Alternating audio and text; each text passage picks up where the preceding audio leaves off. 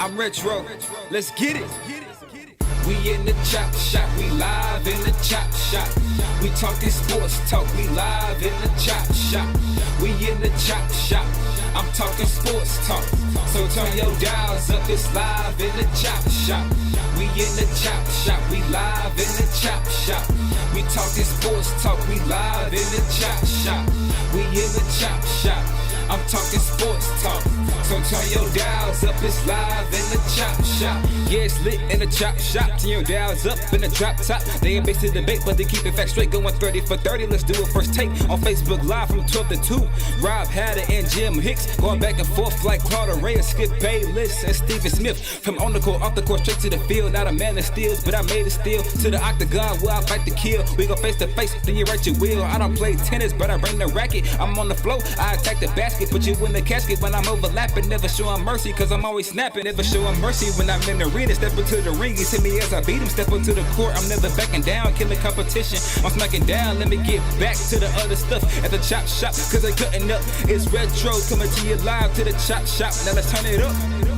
Yeah, we in the chop shop, man.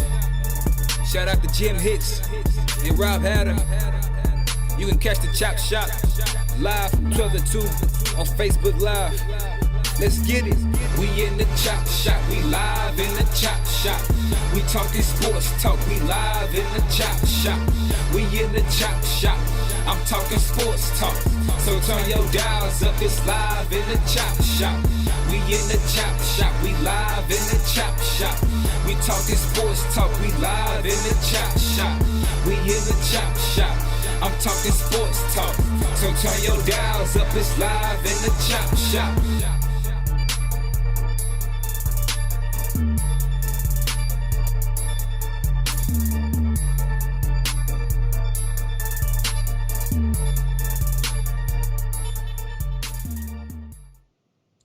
H-Town, what's up? You know what time it is. It's time for the best 120 minutes of your day.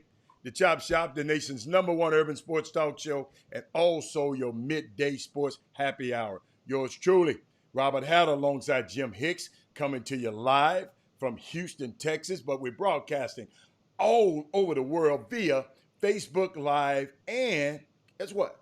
YouTube Live at the same time. So we're coming to you from Memphis, a great Monday, a very action-packed Monday. We got a couple of special guests going to come in a little bit later. I'm interested. I'm just like y'all. I'm interested to find out who the guests were because I haven't met the guests. And I just want, but guess what? The day is Monday. But before we go anywhere, let me give you my starting five today before I go there. Jessica Brooks, Rod Wells, Dr. John Newsom, Derek Johnson, all the way from, I think he's in France right now, and Martin Vaughn. So we got people over in France watching us right now, ladies and gentlemen. So what's up, Chris Charles? But let me tell you something. Yesterday was James Baldwin's birthday. And to celebrate, I just made a thread of his quotes, and I just and why don't y'all make a thread of his quotes on your social media? And one I'll start with. He said, "A black man has functioned in the white man's world as a fixed star, as an immovable pillar, and as he moves out of his place, heaven and earth are shaken to their foundations." Unbelievable. One of James Baldwin's quotes, y'all, let me tell you something. If you haven't read up on James Baldwin, I didn't as much, and I'm glad I did in my more mature age. As I was younger, I didn't, because nobody just tell me, hey, man, you know, I didn't have the wherewithal to check up on him. But I recently found myself in a rabbit hole watching James Baldwin's videos on YouTube. I'm going to play some today. What I discovered in listening to all of them is whether he was talking to the kids over in England, or he was sitting down talking to Dick Cavett, or he having a battle with Malcolm X, what was that this man was very clear had a very, very clear sense of himself, but also a very, very empowered sense of his blackness. So throughout this tape, to this day, I don't know too many people who are as confident in who they are and who he is as that person is James Baldwin, man. He's like his words, ladies and gentlemen, Will Johnson, his words are still relevant. That's why I'm talking about it now. I know you people are in a fog because you ain't never heard of it, but go check up on him. His words are still relevant 50 and 60 years later. He had his 95th birthday would have been yesterday. I wanted to take I took the video apart and I took it into 3 parts. And let me tell you something. He got a video out with a Canadian interviewer. I think his last name. It's Nathan Cohen. Make sure you find that video. You know, maybe I'll post it in our social media later. But let me tell you something. Very, very, very, very important man in our history. You know, yes, we're going to talk about sports. We're going to talk about sports. But let me tell you something. Boy, we got to talk about James Baldwin. But I know, yeah, the Rockets won last night. I know you want to talk about that. And I know somebody, Jimmy, don't I suppose to, you know, I think the Clippers lost the other day. You had a request for me to drink some water, shoot some water down straight. Okay, I'll do that. That's easy. But hey, you know, it's great. Let me tell you something. It's a great, great day for me in sports. But Jimmy, I'll let you start out, and then we can talk about what's going on later. I know it's some. Hold up. I know it's some summer basketball that everybody been talking. I've been seeing some unique, cryptic tweets, and guess what, y'all? I didn't call nobody and ask them about their tweets. These guys, the tweeters. Hey, let me tell you something. We got a group of guys around here. That's all they do is tweet, because I don't know what else they do significant in their life. But they are some. They get on this Twitter and they just take off their cape. They probably Clark Kent at home, but they take off this. They get on Twitter and become Superman. So I know we're going to talk about some of that. The Lakers got their butt beat, but Jimmy, what else you got, Jimmy? Come up in the shot a little bit, Jimmy, and you can tell the people what else we got for the show today.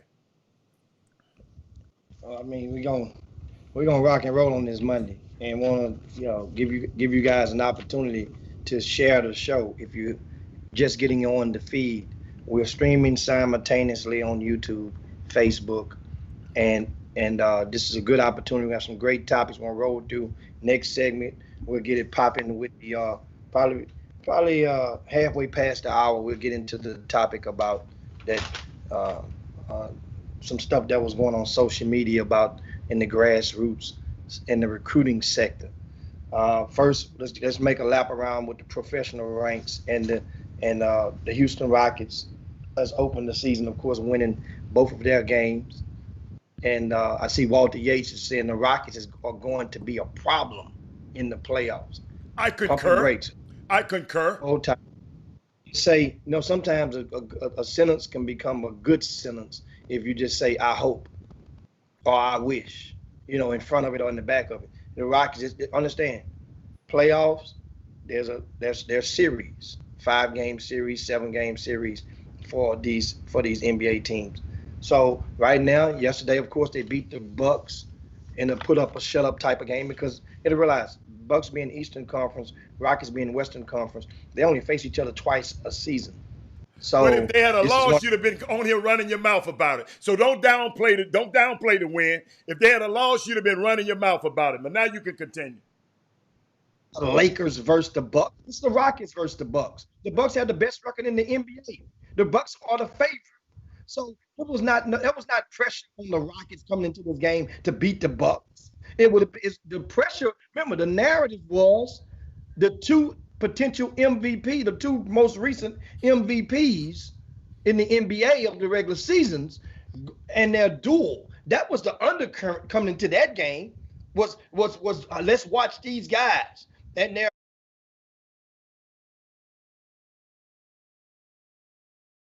we're actually expected to get pummeled by those guys. And what the Rockets did was prove that understand the Rockets didn't just start the season without Clint Capella. He's been going, guys. So I don't understand. I had a guy, the yard man, was out this morning. He was like, man, the Rockets, they're small. The Rockets been playing small ball this season. Where the hell have you guys been? They was tied for the fourth. What was this? They were down to like the 6th seed, but it was like a 2-3-way tie, and they were half a game separated. So now you win 1 game, 2 games, you up from 6th to 4th seed. And guess what? You can lose another game and drop down to back into that 6th slot. But back to the Rockets, one of the things that is good, and I mentioned this last week, and how you sit there and you frowned up Daniel House. I say his name again. Daniel, you said, quote you from last week, if we got to rely on Daniel House as a starter, then the Rockets are in trouble. Well, Daniel House averaging 18 points a game as a starter right now for the Rockets, for these same Rockets. That Daniel House. Now, understand, 18 a game. I'm glad you quoted me because I'm not going to quote you. You ain't worth quoting. But keep on quoting. But keep going. Absolutely.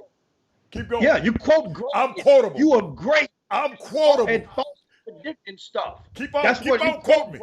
They always quote great men. Keep on quoting. Coach, say something else I said. Say something else I said. Giving false predictions. Now, speaking of the Rock, of course, guess what? It was great to see Russell Westbrook emerge and take over in the game that it basically had taken a toll on the legs of James Harden, having to go down on the block and guard Brook Lopez. I mean, guard a Greek freak at times, Brook Lopez at times. Guess what? So Russell Westbrook, and I like what the Rockets did yesterday. They knew the odds were slim for them to usually they'll spread it out and attack. Well, attacking on that particular team, that Milwaukee Bucks team, was not going to yield good results because they're so long. They're great on the defensive end. So they relied upon putting up 61 three-point attempts. 61 was tied a regular season record. And I think they hit made 21 of them. So they relied on their speed. So here's the thing. I get out of there. I watch all the time, and teams say, well, man, we big. We got trees. Some of you guys in grassroots basketball. I heard just about 2 weeks ago, one of the coaches talking about how tall his team was. If you got some goons, or if you got some guys that are playing and they're in sync and know what they're trying to do collectively as a unit, as a cohesive unit, and they're getting that ball and they're distributing that ball around and they're working, and on defense they're getting up under you and getting in front of you, you can get some stuff done. Not to saying the Rockets can beat Milwaukee Bucks in a series. And understand, if the Rockets was to face the Milwaukee Bucks in the playoffs, it would be for the championship. That means the Rockets would have beaten either or the Clippers and Lakers en route to doing so. And if the Rockets can beat Clippers and or Lakers, then they will have enough momentum to make this thing say, oh, man, they slayed those two giants. Why the hell couldn't they slay Milwaukee? Milwaukee ain't proved nothing in a 7-game money game series thus far, mind you. So this would be something interesting to think about when it comes in. And also, what we missed on, how you finna change subjects without letting me come back and rebut what was just said? But I'll let you do it. Come on. We'll go to the next subject. Don't worry about it. I'll bring it up later. No. But keep going. I'll bring it up later. I would like for you to at least let us see that bottle of water that you're going to consume, because we had as he mentioned a while ago, and he touched on. I didn't say a bottle of water. I said I'm going to guggle some water. I'm not going to drink this whole water. I'm going to guggle something like this. That's a shot. But don't try to change the subject. I like how you, because I know what you were doing at home. You were sitting there praying that the Rockets was to win. I mean, praying that the Rockets lose. I know it. No. You had to change your whole narrative this morning. Yes, you did. Absolutely not. Yes, you did. Hold up. I got some more for you. Hold on. I'm not anti-Houston Rockets. Where did you get that from? I'm just not pro James Harden. That's the difference. He on the team, though. Okay, guess what? He on the team, though. Hold on. Just on Thursday, I mentioned about the Los Angeles Dodgers. You told me, are you a Los Angeles Dodgers supporter or are you a Mookie Betts supporter? I told you I like Mookie Betts. Okay, you're not a Dodger supporter. Yes, I am. Like Mookie Betts. Yes, I am. Now, yeah. I got a Dodger t-shirt. I got a Dodger t-shirt right now. I just don't wear it because I don't like to wear it. But I'll show you my Dodger shirt. Courtesy of Magic Johnson himself. Yes. Dude. But I can't help it. You're not a fan of James Harden. A guy who ain't never did anything to you. But it's okay. It's okay. Just not a believer. You don't. I could believe in the You Rockets. just said fan. Okay. Vice versa. Did you believe in Daniel House? Can't move the goalpost. And I repeat this again. And what I said at the beginning of the season, because since you want to hear my quotes, you like my quotes so well, we got to take a break. But you love my quotes so well. Let me help you out with one of my quotes. I said in the beginning of this season, I just didn't see us being a championship team with Daniel House as a starter, and I still don't. So guess what? I still don't. But guess what? In the beginning of the season, let me tell you something. Did we have, wait a minute. I just didn't realize maybe how good Russell Westbrook was going to be for this team. I just did. And maybe, hold up, and maybe me having the wherewithal to understand that Houston Rockets, ladies and gentlemen, is the only team that's going to always have an MVP on the floor. The only team that's going to always, in these playoffs, that's going to always have an MVP on the floor. Because when James goes out, Russell's in. When Russell goes out, James is in. So guess what? Yes. So sometimes when you have things like that going on, Jimmy, when you have two MVPs on your team, then maybe they can carry that weight. I never said Daniel House was getting play. I've seen him score a lot of points in a game, but I'm just saying in this NBA, I just said that I didn't think him starting, we would be a championship team. That's exactly what I said. And guess what? We're not a championship team yet. We just won a game. Adam, you're quoting yourself from back in November. I'm talking about what you just said last week when I brought up Daniel House, because when Eric Gordon went down, remember when Eric Gordon went down, I'm still saying, excuse me. I'm still saying right now today, what's the date? Mark this.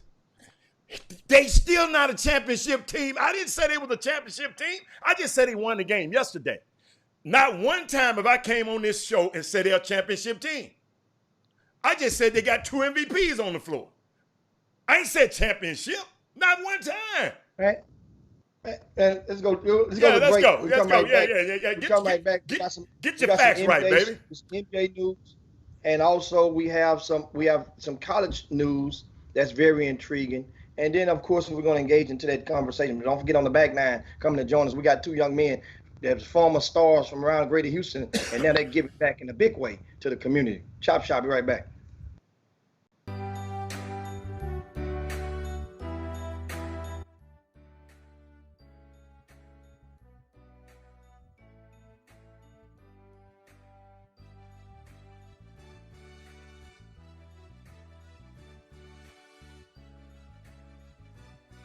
You know what they do say. Tell us what they don't. They don't say. They don't say you can play sports and keep a 4.0 GPA. They don't say you can go after academic scholarships. They don't say you can get your plumbing or printing license at the age of 16. They don't say you can become a lifeguard, learn CPR, and save lives. They don't say you can become your own CEO at the age of 18. When you're on the go, Dermatize hand sanitizer spray.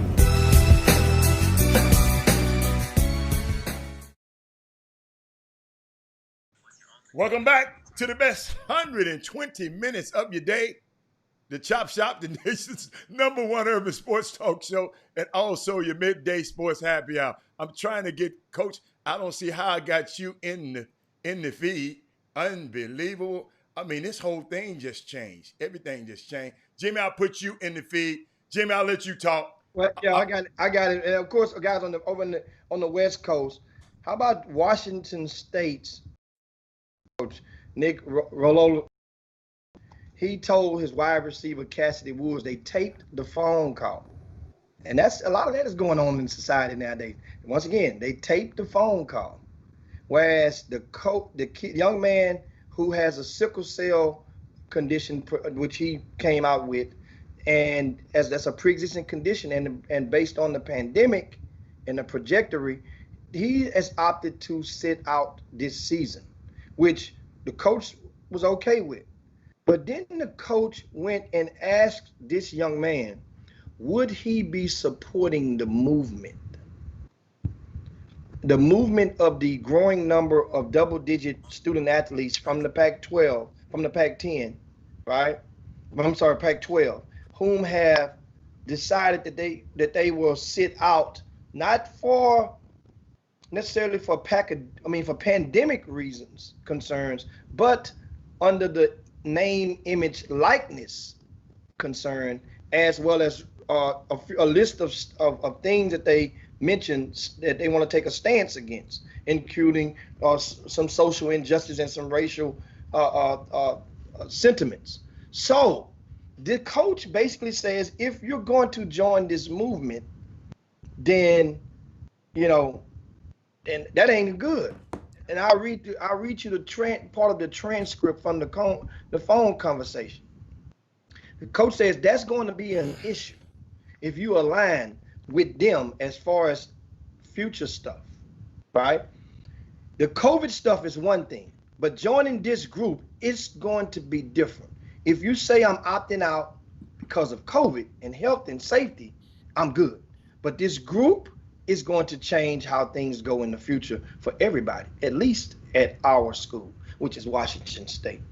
And so I'm bringing it out there to showing you guys how that could have been your kid, your son, your daughter.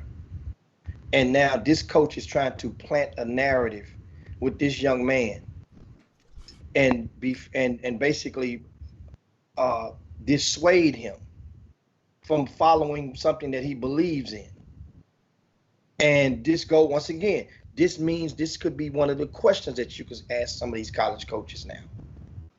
Ask these college coaches as they come and sit in your living rooms and recruiting your babies, what is there, if this is important to you, then you ask them the questions of things that are important to you. This is your only chance. They're only going to come sitting there. If you are very lucky, they come and sit in your living room one time. If you are very lucky, you'll get them in there twice. You get to ask them whatever you want. Ask these questions, because otherwise you're giving your babies up to people that you don't know diddly squat about their thoughts, their views. This, especially going into an election as we are currently about to encompass. This thing, 2020, is already monumental. Right, girl? Guys, we just got to August. We just got to August. We got 5 months of this year left. We on the 40-yard line. We just crossed the 50. Heather, that was your son. What you do? Man, tell him. Let me tell you something, son. How you feel about it, and whatever he said. Guess what? I will. I would, agree with my son. I mean, the coach got a job he got to do, but guess what? My son is 20-something years old now.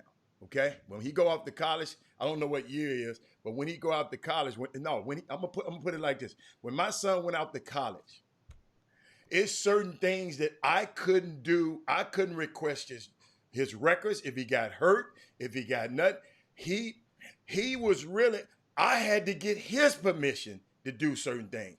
So when you go out to college, it's just a lot of things that you just have to prepare your son for decision-making ability early in his career. And if he didn't like it, I mean, he had to go from there. I mean, y'all got to realize, man, these coaches, this shouldn't surprise you. this shouldn't surprise you. What these coaches are. I'm out yesterday, Jimmy.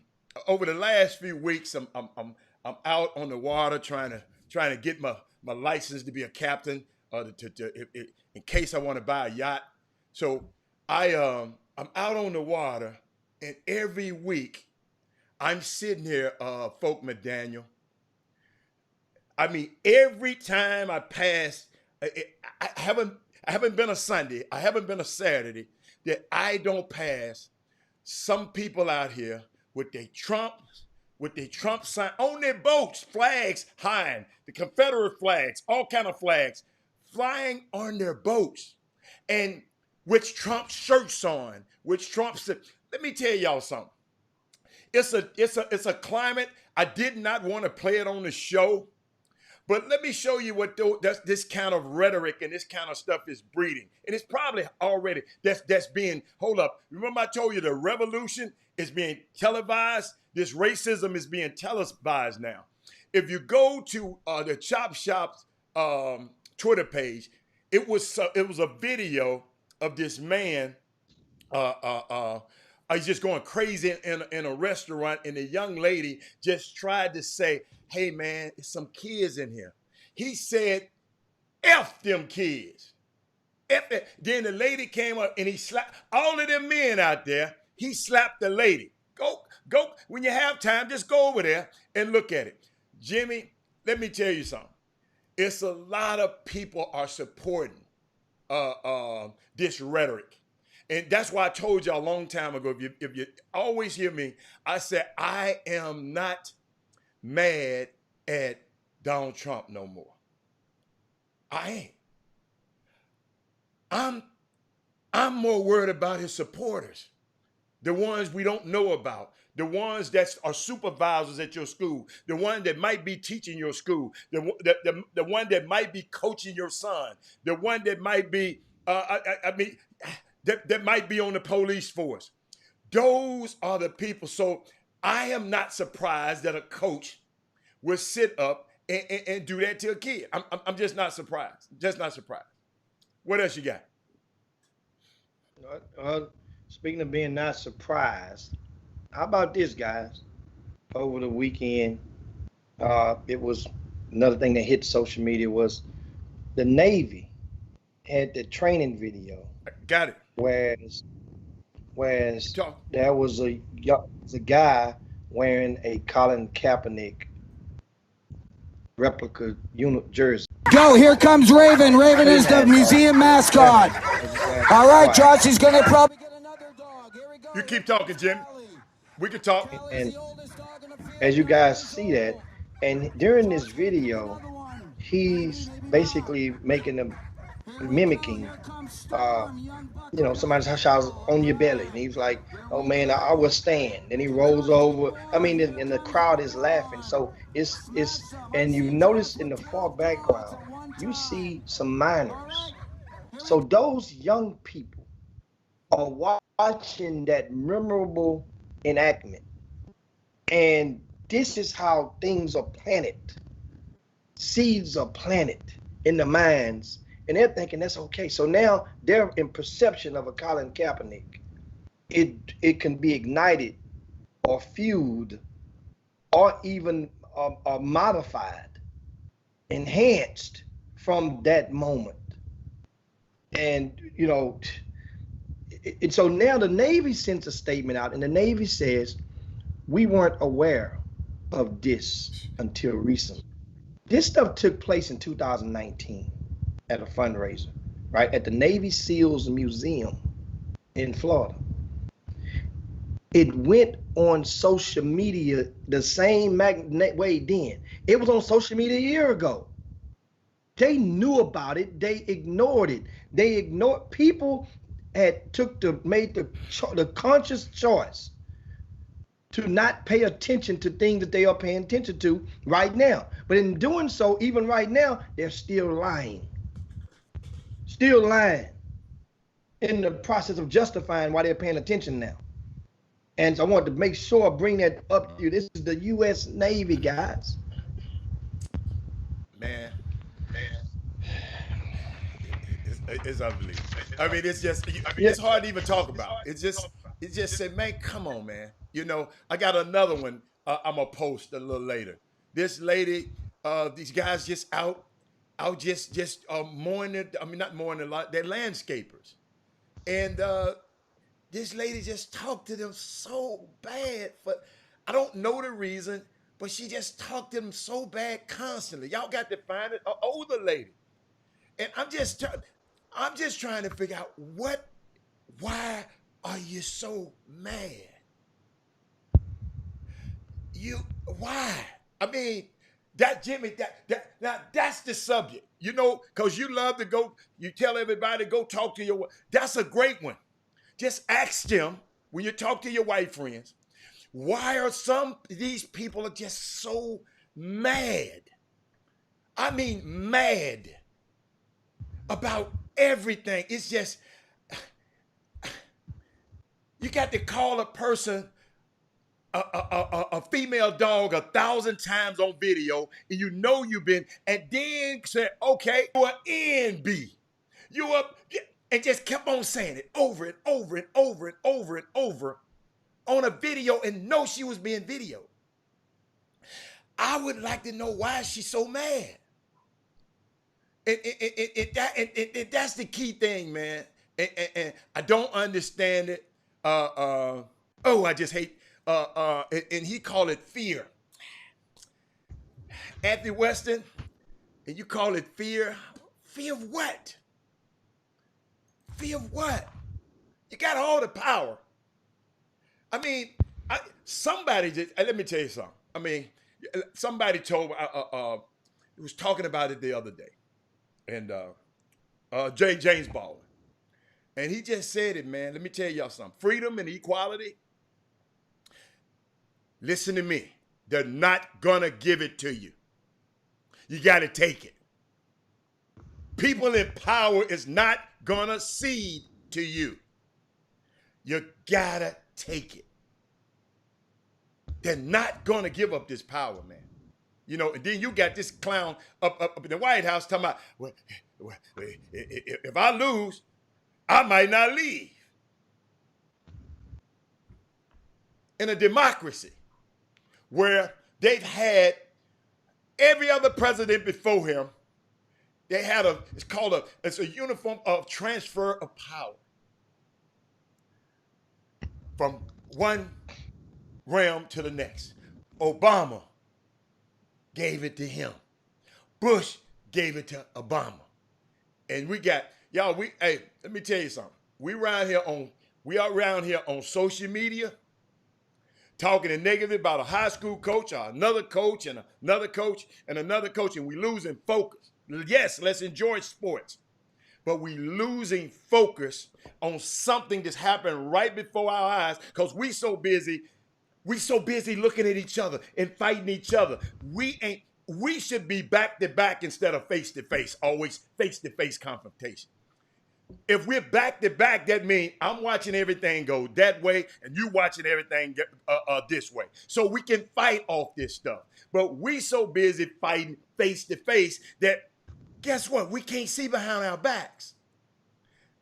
And I'm telling you, y'all think that listen, this is a concerted effort to keep us and our mind off of what's important, very important. So, I hated to go there. Jimmy, I wasn't gonna go there today. But sometimes it's Monday. Yeah, but we got to get serious about this voting thing. We got to get serious. Listen, remember I told you, there's some propaganda gonna come out in a few weeks. Well, Biden didn't pick her, and then Biden didn't pick him, and Biden. Let me tell you something.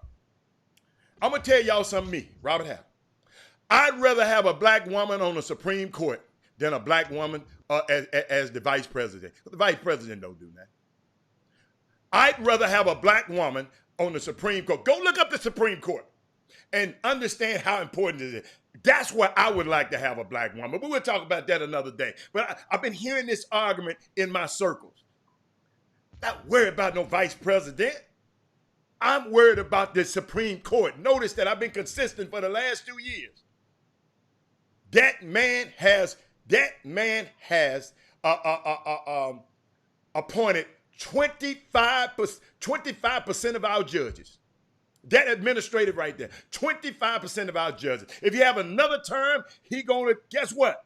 He gonna do another 25%. So that means 50% of the judges that determine how you and I live gonna have his influence over. Come on, man. I'm telling y'all, y'all got to get real about this stuff. So what else we got, Jimmy? What else we got?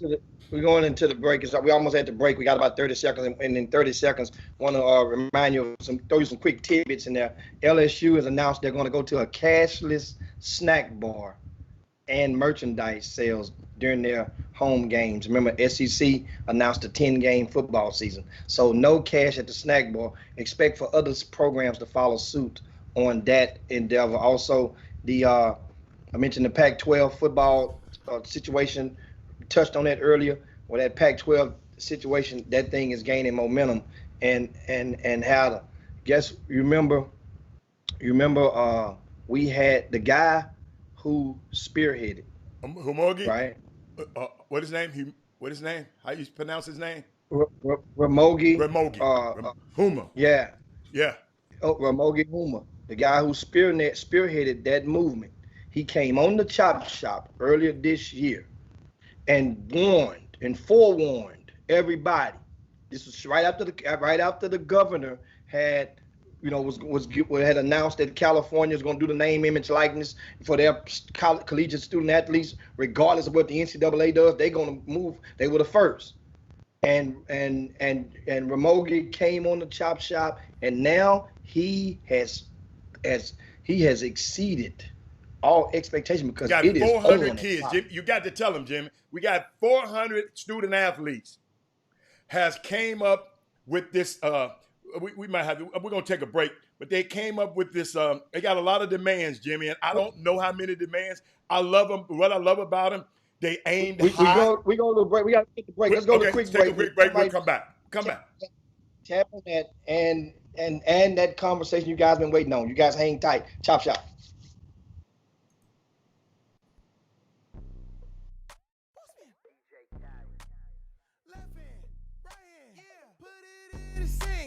Front hand, back hand, with some soap in between. Yeah. Wash your hands, clean them up.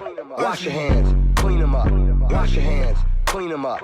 Wash your hands, clean them up. Yeah. Left hand, right hand, put it in. Put some soap in. Right hand, match it up. Now lather. Clean it up. Don't dap me up, bro. Back my ass got cleaned up.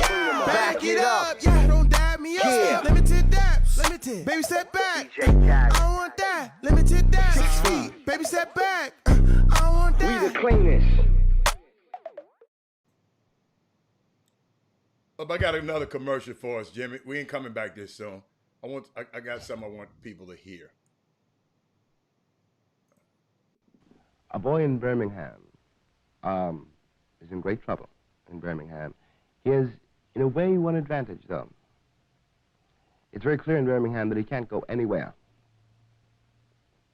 A boy born in New York can go almost anywhere. Almost. This can drive you mad. This can drive you mad. You can live almost anywhere if you fight to get in. You can enter almost any nightclub. You can enter almost any bar, and nothing will happen.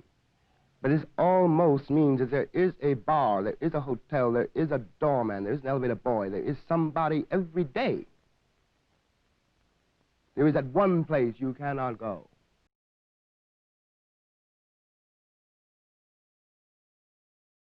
Welcome back to the best 120 minutes of your day. The Chop Shop, the nation's #1 urban sports talk show, and also your midday sports happy hour. Yours truly, Robert Hatter, alongside Jim Hicks. Jim, you itching to get to something, but we'll come back tomorrow if you want to, because I got a lot of information about that Pac-10 You know what? thing.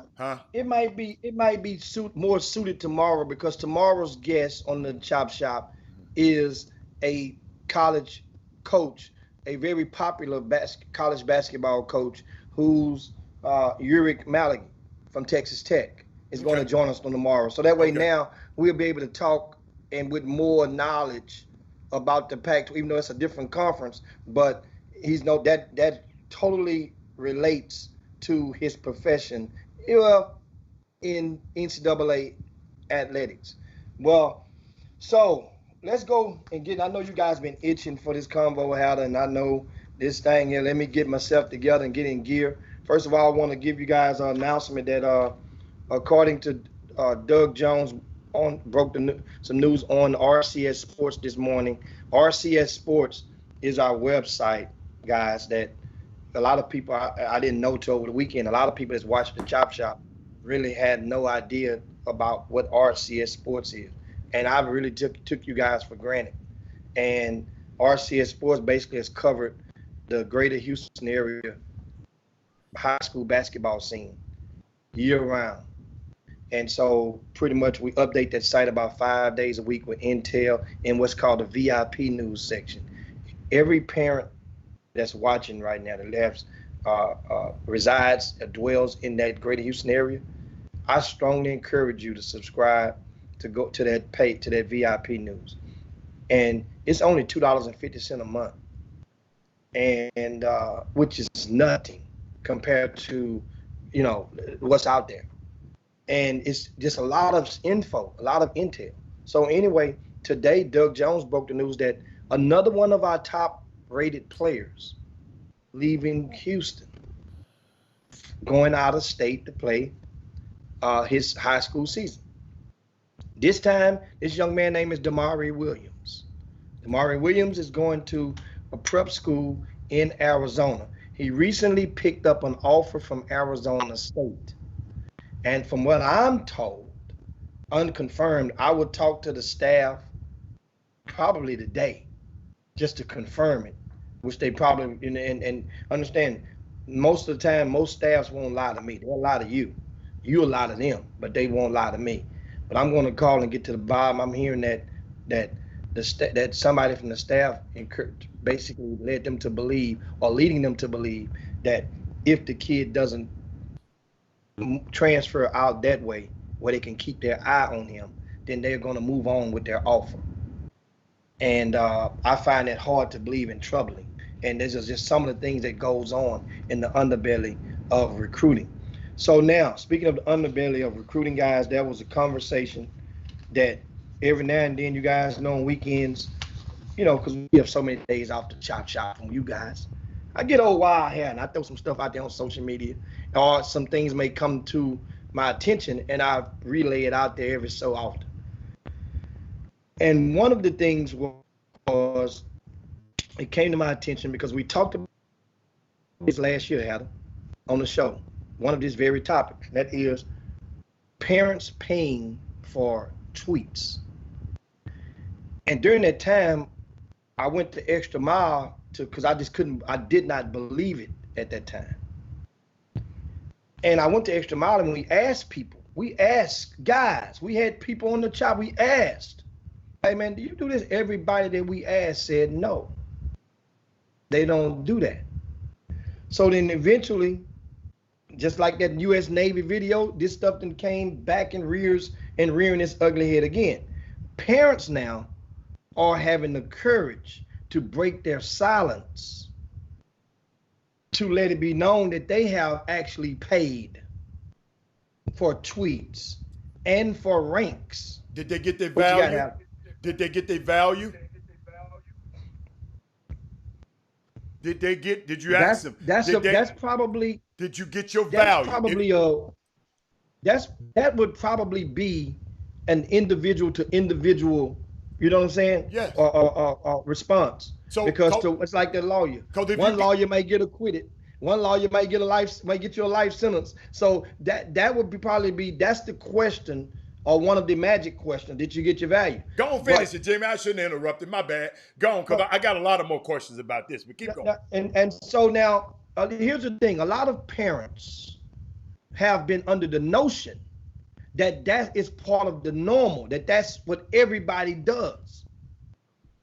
And it's kind of like in recruiting. There are some people out there that have been under the notion that if you are a top shelf kid, or if you just happen to be top shelf in your area, that automatically the school's supposed to come and back up the Brinks truck and bring a bag of money, and because you've watched this in so many movies so many times that you think that it happens to everybody. It don't happen to everybody. Everybody ain't getting a bag. Now, although bags are out there, everybody ain't getting a bag. So you can't say it happens everywhere. It can happen, but it don't. So in this stuff, parents have been under the pretense, under the belief that all paying for tweets, that's what everybody do. But Jimmy, tell you guys did right you now. talk to a parent? Did you talk to an actual parent? Yes.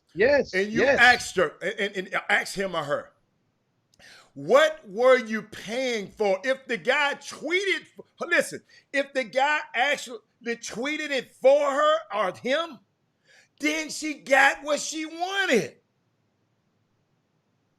Now, if he didn't tweet it, then he didn't get his value.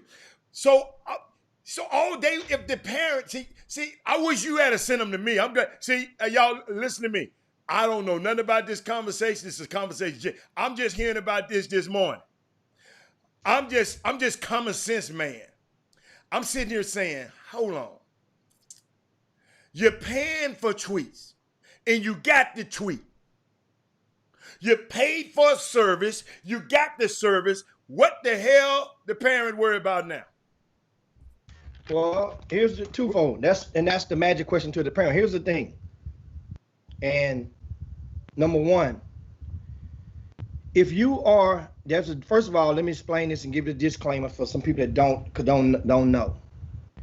There's recruiting services and there's scouting services. A recruiting service derive most of their revenues. They basically charge a fee to the parents and offer packages to help enhance their recruitment. That's what recruiting services does. A scouting service get their money from the colleges, and if they get money from the colleges, that means the NCAA have to grant them approval. First of all, let me step back. A recruiting service does not need the NCAA's approval to operate. That's one. A scouting service needs the NCAA's approval in order to get a check from a college coach. That's two different things. One gets their money from the kids. One gets their money from the colleges in the act of the recruiting, in the scope of recruiting. Recruiting service, scouting service. Now, here's the thing. When a scouting service tends to sway in the process of doing so, on their application to get certified and approved by the NCAA, there's a question on that application, and it asks specifically, do you charge a fee for your service to prospects? 99% of the people check no. If you check yes, then they ask you, it's going to bring a drop box. It's going to ask you if yes, is it contingent on a scholarship and whatnot? Because if that's the case, then that would mean you would basically be professionalized. I mean, you're getting a percentage of that scholarship. We're talking about non-Division I kids, and that's what, most of these recruiting services deal with, non-Division I prospects. Anyway, so that means those scholarships, and there are people out there that get a percentage of the scholarship, believe it or not. Yes. And that's totally, but if you do that, then you are professionalizing that athlete. Now back to the scouting service. When they ask you that question, are you charging a fee to prospects and their families for your services? If you check no, then you've lied on the application. But Jimmy, Adam? technically, recruiting service, what does a recruiting service do? What are their functions? A recruiting service? Yeah. Or the scouting service. Which one? The scouting service. The scouting service, right? Okay. That's the one who's sanctioned by the NCAA, right? Their function is to supply college coaches with intel. Okay? All right. So I'm trying to see. So he can't. So if a parent, because I don't think is tweeting a part of that service. Scouting service is tweeting a part of the scouting service. I'm just asking. Is tweeting a part of it? If tweeting ain't a part of it, that's a separate entity. Listen, if you're on Twitter, it doesn't ask you about what's part of your service. It says, now you got to let them know when you fill your application, you have to supply a sample of your work, meaning that you have to physically upload. It gives you a thing during the NCAA on their site. You have to upload a physical, tangible copy of your work. Of invoice? No. Of what includes that? That's something separate. You got to supply them with your prices. Okay. You don't necessarily have to put them with an invoice. You have to supply them with your rates. Right. Okay. Okay. But you have to give them a tangible copy of your recent work. So that means if it's RC Sports, then we have the cheat sheet booklet, which is this what a cheat sheet booklet that goes out to the college coaches. Yeah. This is what this looks like. Yeah. This cheat sheet book is about 12 pages, guys, and it has all types of stuff in there. And got a question, Jimmy. So if a recruiter service do it, it's okay.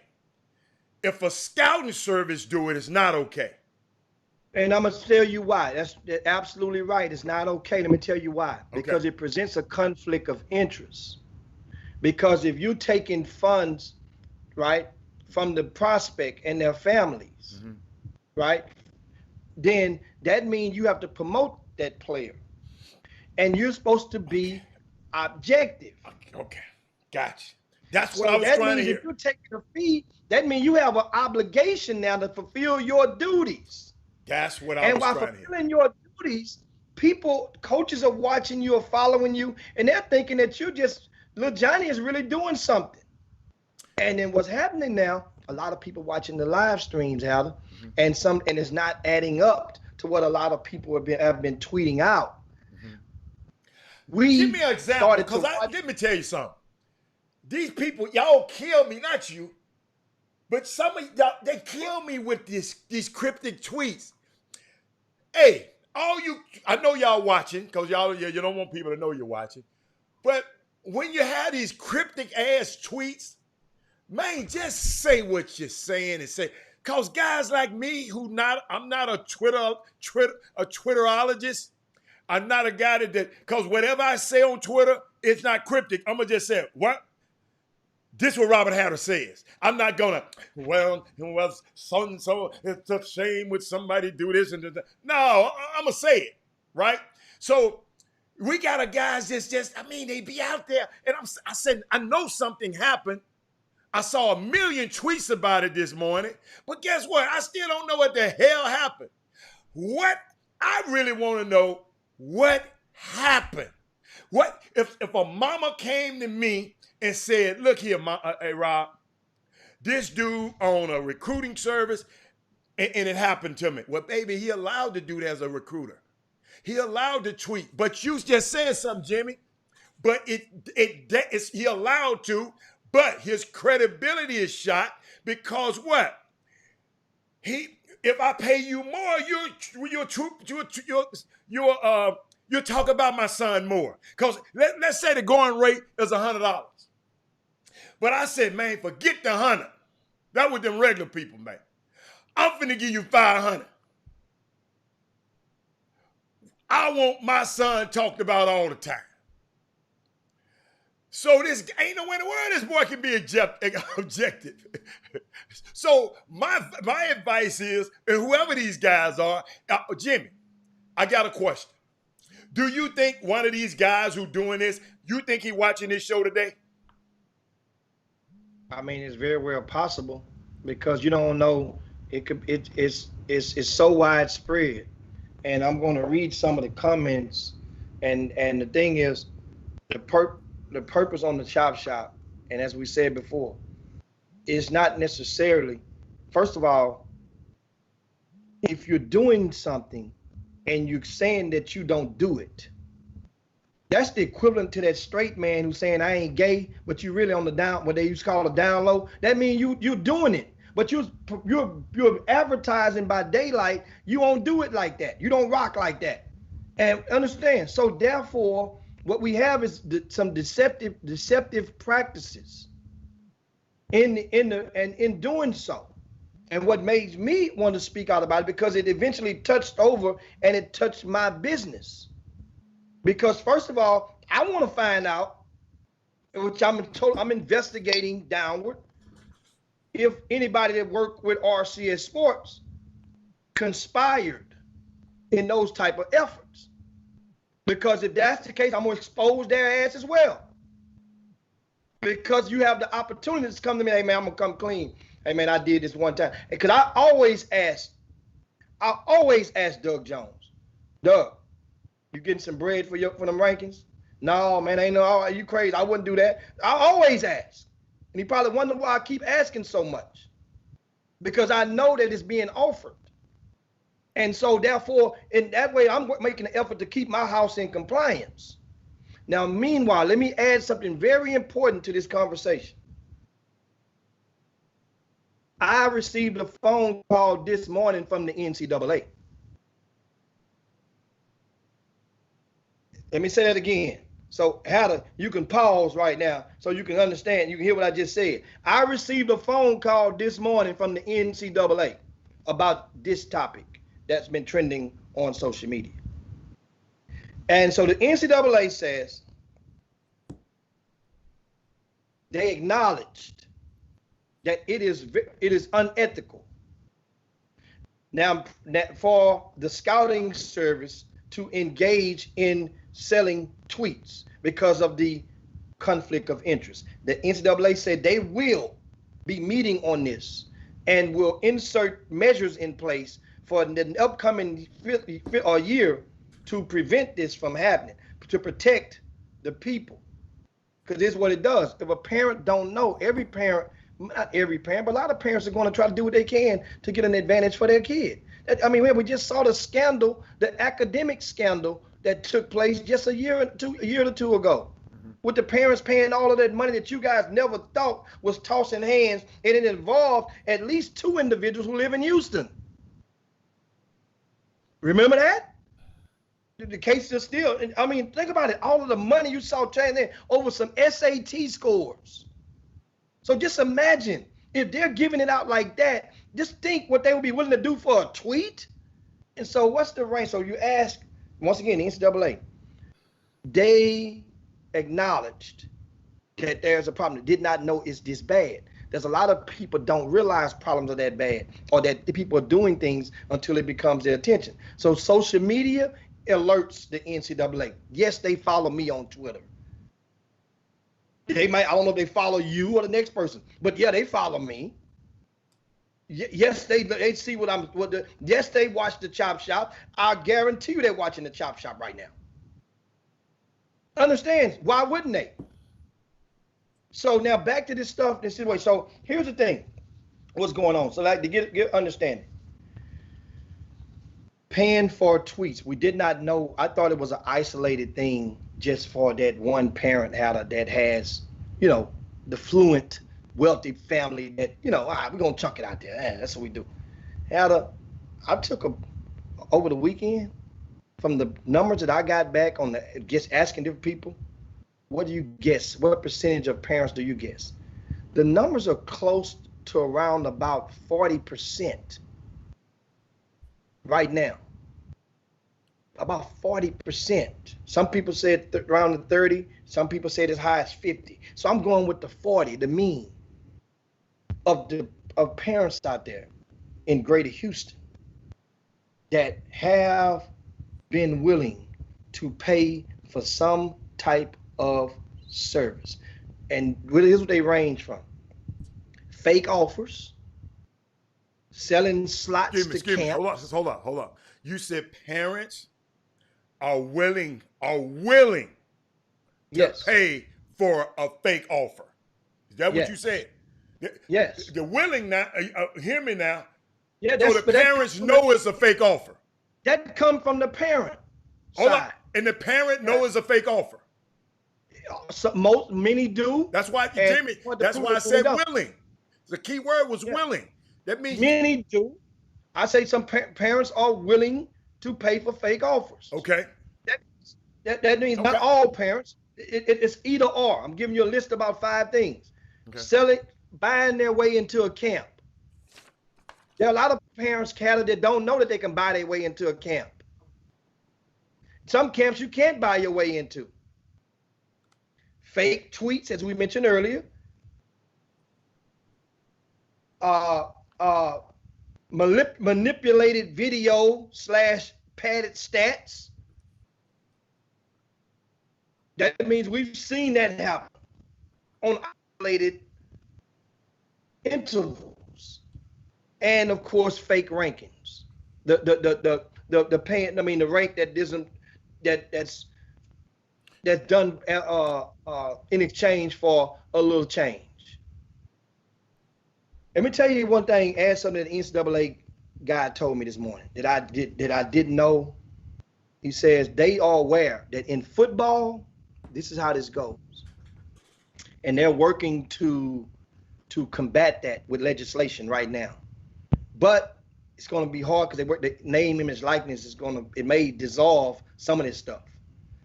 In football coaches, there are some football coaches out there in Power 5 conferences that have in their contract that they get a triggered bonus if they sign a certain amount of players who are ranked by, let's say, Rivals or 24/7 Sports.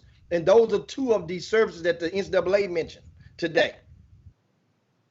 Football, the college coaches get a bump, which we know some people get incentives if they sign so many players that's ranked high.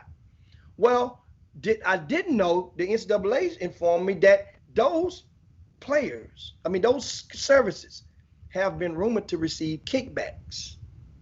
See how the conflict of interest goes now? Kickbacks from the colleges. If I rank your kid high enough, you see, that means you're going to get a $100,000 bonus. You're going to bust me down to 10%. You're going to give me my tithe on this thing. I'm going to get 10%. If I do it 2 or 3 times, that's 30 grand. You see how this stuff goes? So what happens is now the whole game changed. But the person that's doing it, and what I want to do is, there's so much on this conversation to dive into, as you mentioned, you got so many questions about this conversation, and as well as I know a lot of you guys that are watching as well. The only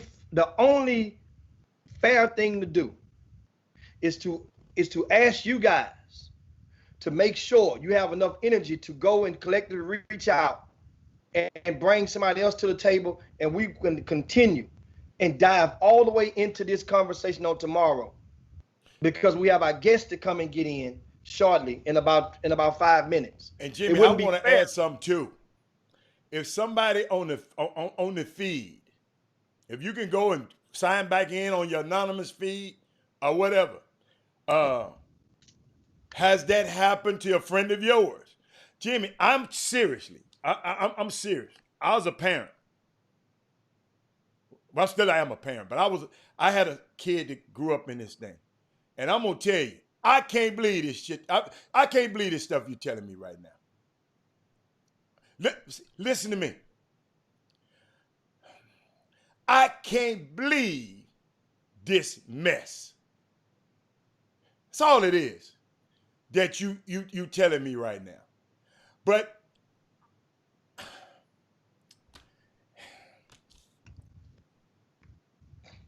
I can't be mad at the parent, because the parents weren't their kid. So what happened to the lady, McLaughlin and all of them, them rich folks out there at UCLA and USC? They'll do anything for their kids. Don't get this wrong. I'll do anything for mine. But that fake offer thing you just said, I'm trying to see, I guess it can benefit my son. Let's say if Texas A&M, if I can convince Texas A&M to give my son a fake offer, that means somebody else might offer me a real one.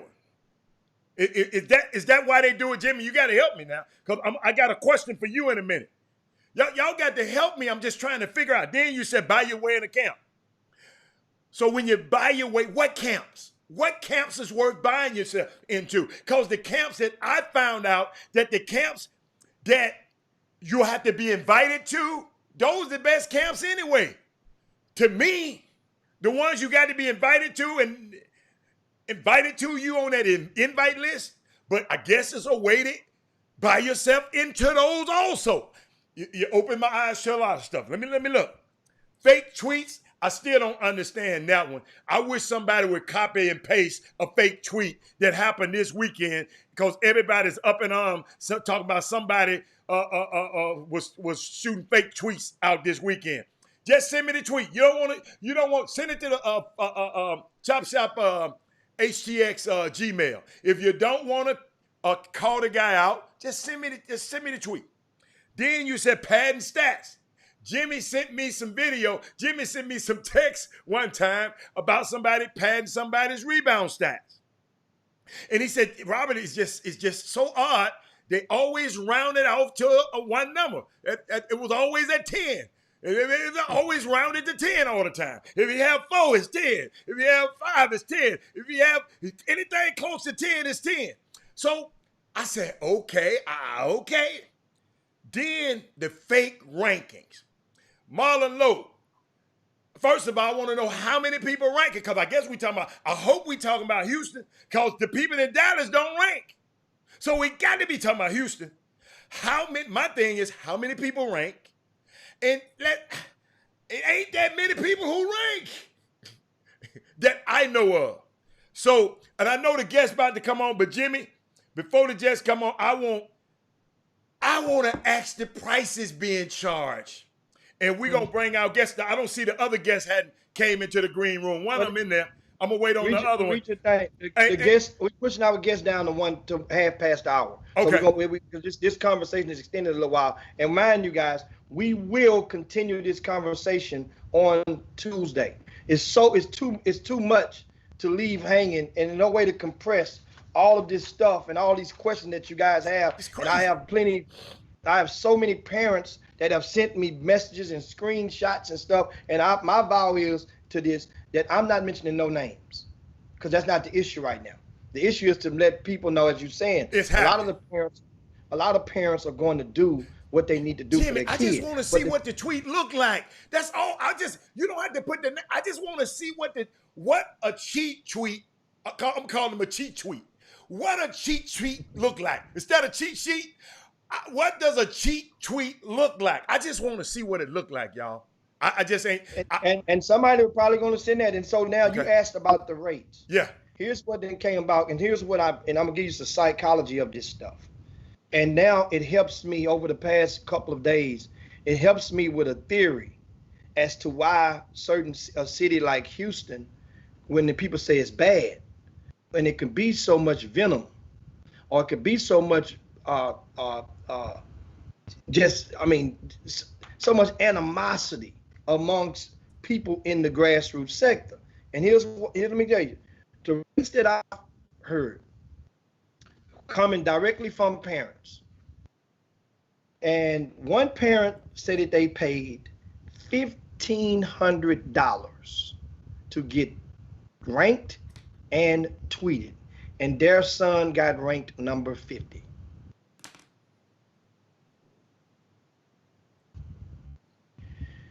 A lot of parents have agreed to have paid around $1,000 for a year of tweets.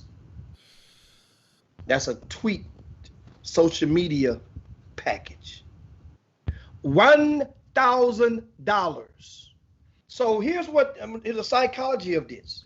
If let's say you're the workout guy, you're the trainer, and let's say I'm the grassroots coach. And let's say, and we both have the common denominator is one kid who happened to play for me, but you work him out 3-4 days a week for your $25 each session. So you get $100 a week, your workout fees. My grassroots fee, we have team fee. We got to travel. We don't travel as much this summer because of COVID, but these entry fees. So let's say the parents have to pay me $100 a month. I'm lowballing the numbers. Well, if me and you both see all of a sudden little Johnny got a Twitter package going out, well, not a package, but got some tweets going out about him, and we find out through the grapevine that his parents is paying for those tweets. Now, we don't know how much he paid yet, Howard. Let's float. I won't go that far yet. Now, eventually we will find out. But let's say the parent missed my payment, my team dues, but I still let the kid come play with me in my tournaments this month. Let's say he don't come to you for your workout. He come to all your workouts, but the parent ain't paying you your $25 each workout. He'd miss your payments because the parent had to patch up that money in order to pay for these favorable Well, the tweets. parents ain't got that money. Ain't that much money, Jimmy. It ain't that much pie. So they, dude. So that means, how are you feeling now? How you feeling? You ain't getting your bread, but you doing the work. But then that other guy. So that means now you're pissed off. You don't charge that much. Your bread, you don't charge that much. You don't charge that much. I'm not talking about. I don't have a grassroots team either. I'm giving an analogy on how the three dynamics of influence: the grassroots coach, the workout guy, and now the social media person or the person of influence who's marketing, the marketing promo person. Those are three different people that are sticking their hands in the pockets of the parent, indirectly or directly. But when one finds out, Howard, let me tell you something. I'm gonna give you the theory, and I love it. I'm gonna give you my Hicksism for the hour. Side pieces. A side piece gonna follow the script until the side piece found out that you got another side piece. All hell gonna break loose then. If the side piece finds you got, she don't mind the wife. Got the wife at home, but you got another side piece. You get mad. Oh, hell gonna break loose. Side piece ain't going for that. Is that in the sound? So is that in the side? Is that in the side piece handbook? In the manual, code 17-32, fourth chapter on page 60 of the code. That's where it's at. Now, mind you, understand, in all seriousness, guys, this stuff, understand the rates. So once the numbers came out, I really thought, I swear to you, that it was like a $15 a rate, $20. You know, somebody do some tweets, $15, $20. I really believe that was the range. When I found out $1,000 and people are paying it, not one person, not isolated, people are paying it. Now, son, my wife. Son, how you know, Jimmy? Oh. I had to put my head down. I knew she was gonna come with something.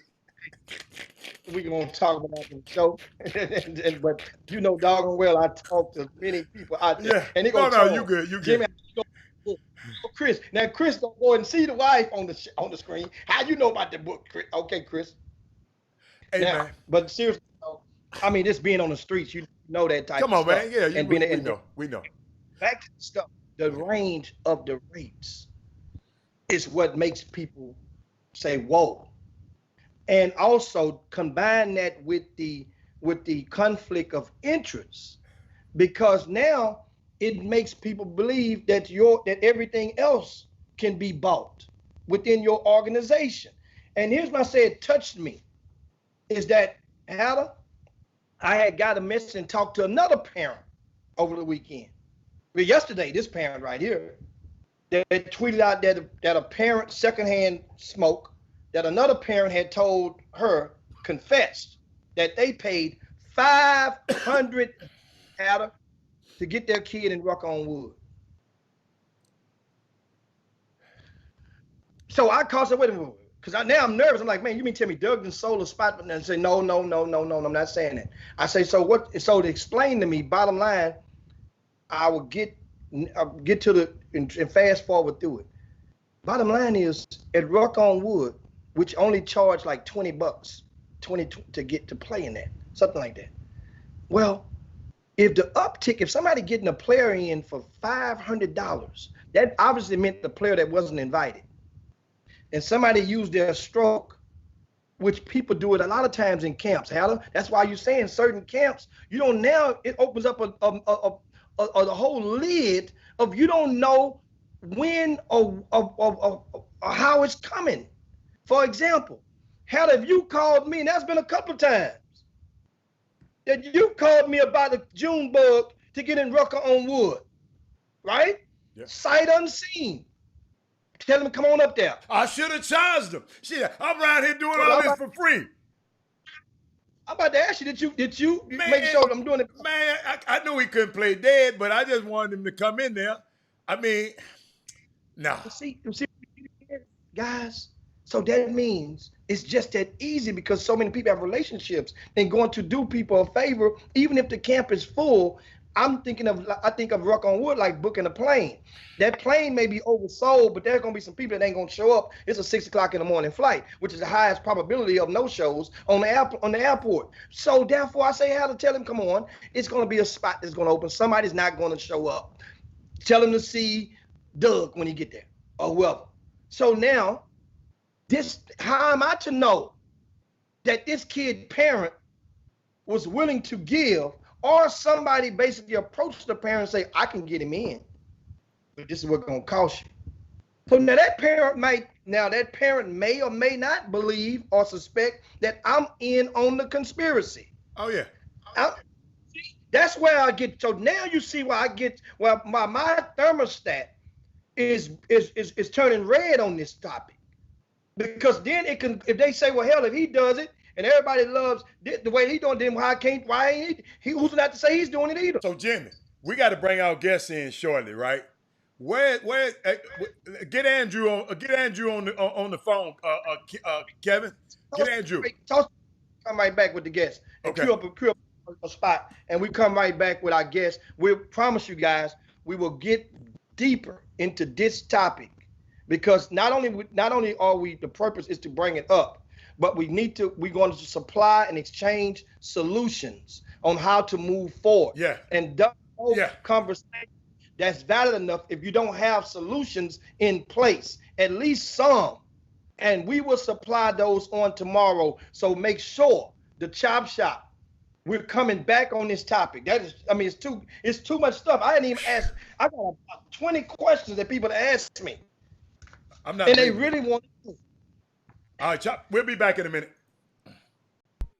Bossman. Left hand, right hand. Yeah. Put it in the sink.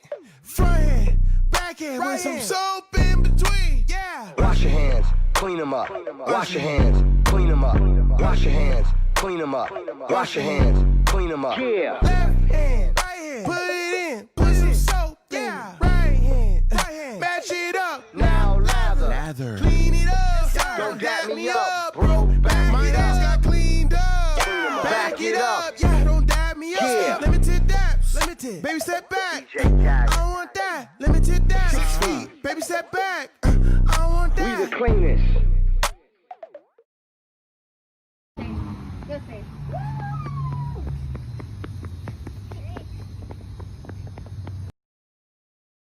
I don't know what white people see, when they look at a Negro anymore.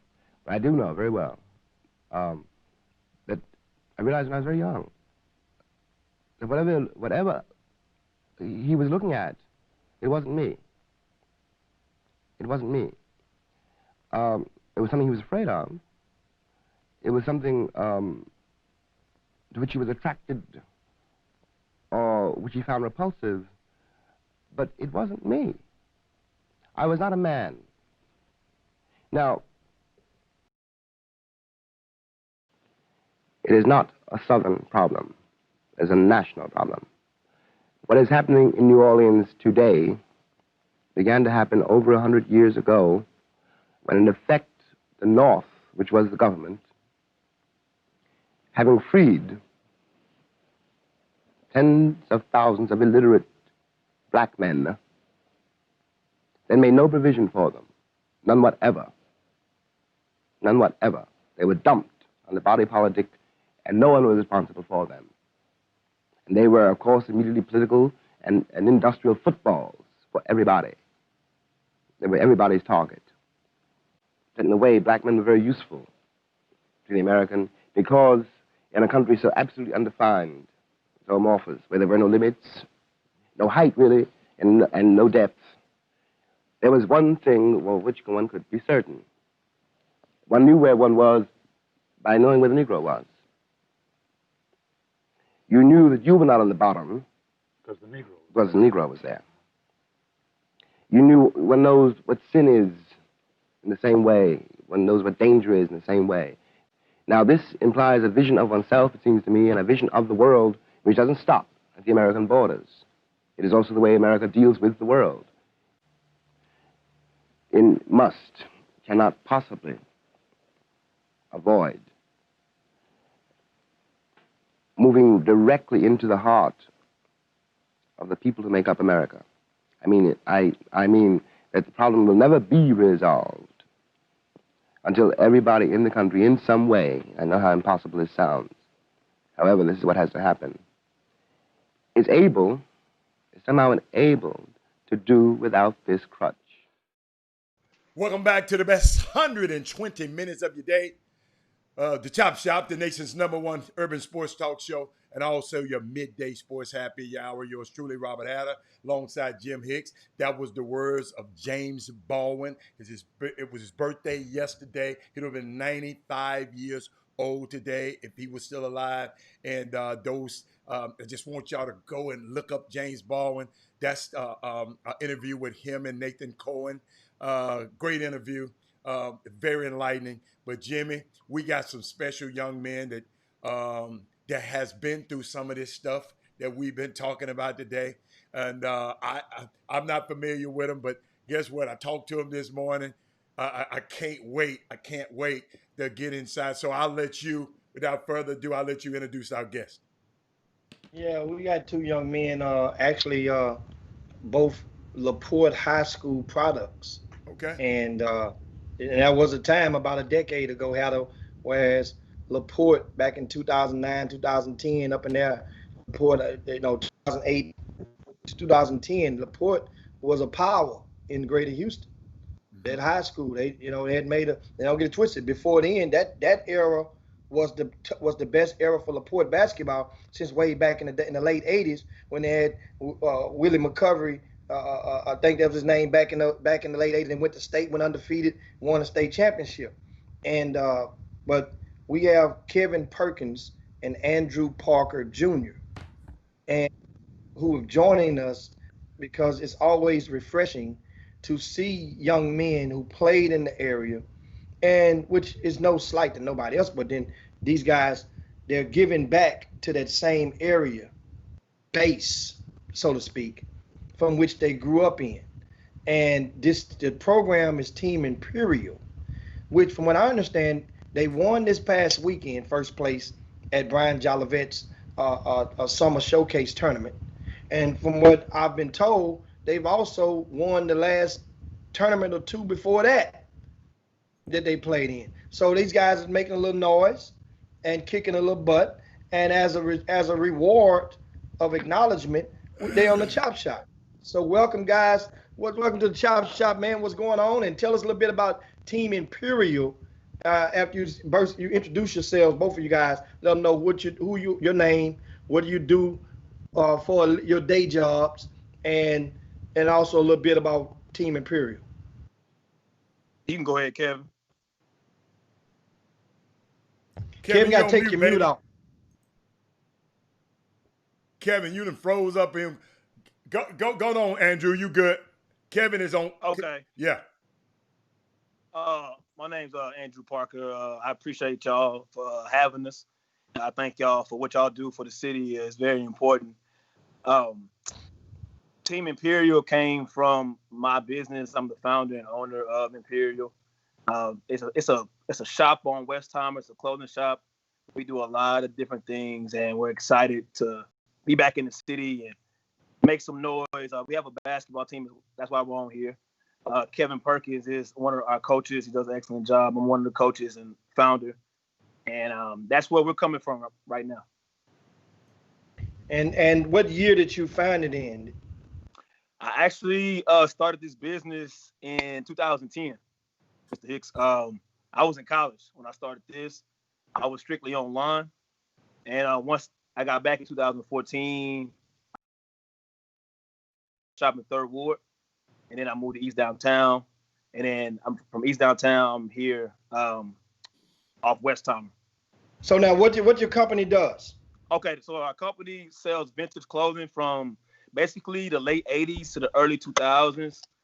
The vintage is described as basically anything 15 years or older. So 2005 is considered vintage now, which is crazy, you know. But so we sell clothes, we sell memorabilia, and we do it online and we do it through a physical location as well. And the name of it again? It's called Imperial. Imperial.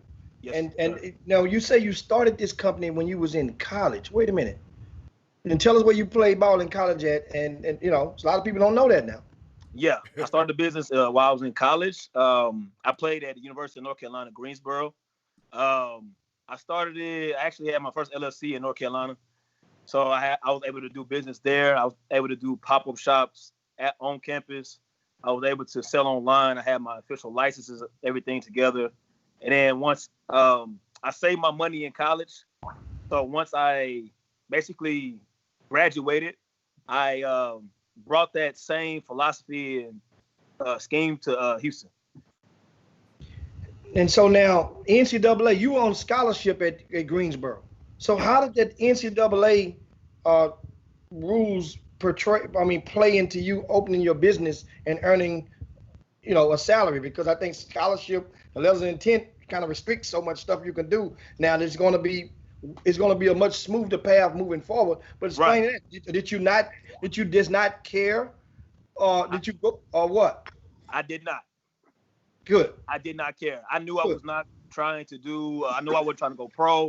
I knew what I was trying to do. So if I got in trouble, so be it. It is what it is. Because I just knew, like, what the NCAA was. I'll say this. I'm glad we're moving forward from the NCAA. You know, the rules are changing a little bit, and now you can get paid for your likeness and all this. I actually got a check from the NCAA this year off of we had I think it was the gaming NCAA basketball. Really? Yeah. I actually got a check this year. I applied it to my business. Yeah. Thank y'all for that. I needed that. and I tried to get Keller's son one of them checks, man. My son didn't get no check. I had to pay. Y'all understand? My son went to Cornell, so he didn't get no scholarship. So I had to That's pay. The difference. Right. Go Google it. I had to pay that. Yeah, I had to pay. Right. Hell yeah. So they didn't. Huh? Yeah, I didn't have no bread to get. I wish I could have got some of that bread back. Damon Dotson got that bread. Yeah. Everybody who got a scholarship, whoever got a regular whatever that scholarship is. Yeah. No. The Ivy League don't work like that, boss.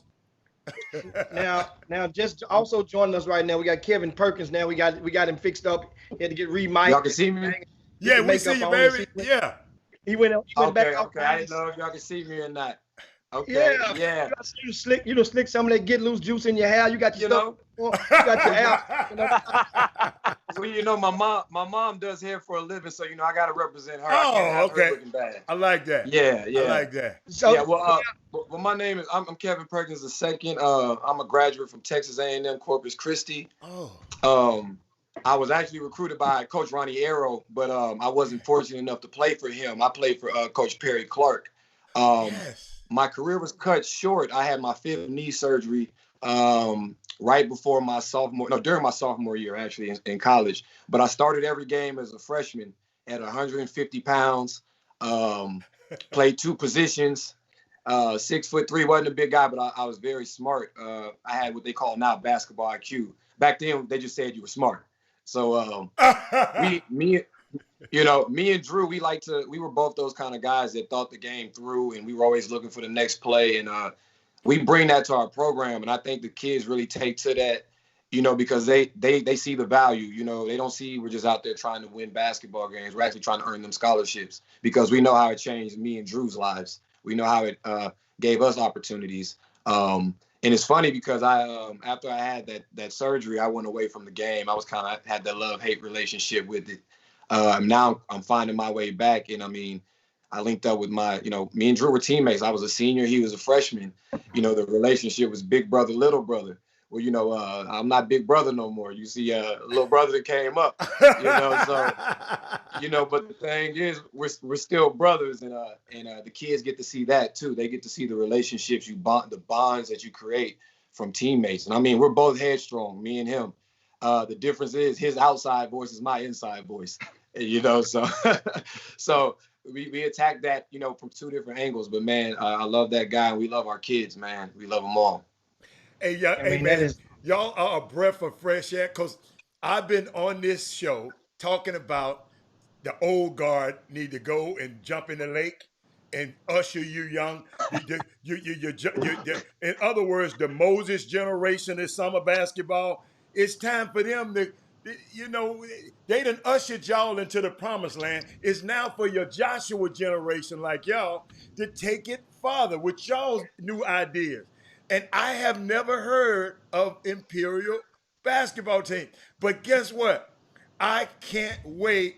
I can't wait. I can't wait till till the COVID levels and flatten out, so I'll be able to go and watch a summer basketball game. But let me tell you something, Jimmy. I want to thank you for you're helping me find some more, because I've been looking for you. I've been praying for young guys like you, Bobby Benjamin and Gary Carter. Y'all, what's his name? Jeffrey Day. You young guys are gonna usher this thing into the lane, and then you gotta duplicate yourselves and make sure the young guys behind y'all have a place, and let's make this game better than you got it. You follow me? I'm gonna keep up with y'all now, because I am not. That's the high school basketball guru right there. His job is to know all of y'all, because y'all gonna come to his tournaments. Your kids gonna come to the Ruck on Wood. And unless your kid a pro, I probably won't have anything to do with him. But if you do have a pro, you call me. But Jimmy, where else you want to go? Whatever. This is once again. If you just tune in, we have Andrew Parker Jr. and Kevin Perkins, two former high school teammates at LaPorte High School. Both of these men played Division I basketball at UNC Greensboro and Texas A&M Corpus Christi, respectively. And take us about. So a lot of people may not, and it's one of those things that people see you guys walk in the gym. You played Division I basketball, and that means, and both of you guys know pretty much what it takes to make an impact at that level, right? Right. So explain to a lot of people now. You, Drew, you coming out of Houston, going across the country all the way to the East Coast. You ended up going there, and in a similar situation, like as Hatter and his son can probably identify with, meaning that you left here, kind of like, everybody was, even though you won, everybody still wasn't convinced and had digested Drew Parker Jr. Look, Drew, he still ain't. Yeah, how he going there? Is he gonna play? Right. All that stuff was popping up. Tell them what you did when you got there as a freshman. Well, I gotta give props. What props is due. My pops prepared me for college, to be honest. And a lot of kids don't have that that dad or mom to. I got two coaches. My mom passed away, but I had two coaches as parents. So when I got to college, I knew once they got me inside that gym, I was going to do whatever I had to do to get on that floor, because it's not my game anymore. It's not Drew Parker running the show for the Houston Clippers where I did whatever I wanted to. It's not me running the show, starting as a freshman, and doing whatever I wanted to do at LaPorte. This was, I gotta What's up, Hatter? What you got? What you got? That's Drew Parker's son? Yeah. That's my man. You know everybody. That's my main man. No Hey, way, I believe you. Jose. No. Yeah. Keep going, man. Yeah. Come on, man. You're right to that's my man, dude. But keep going.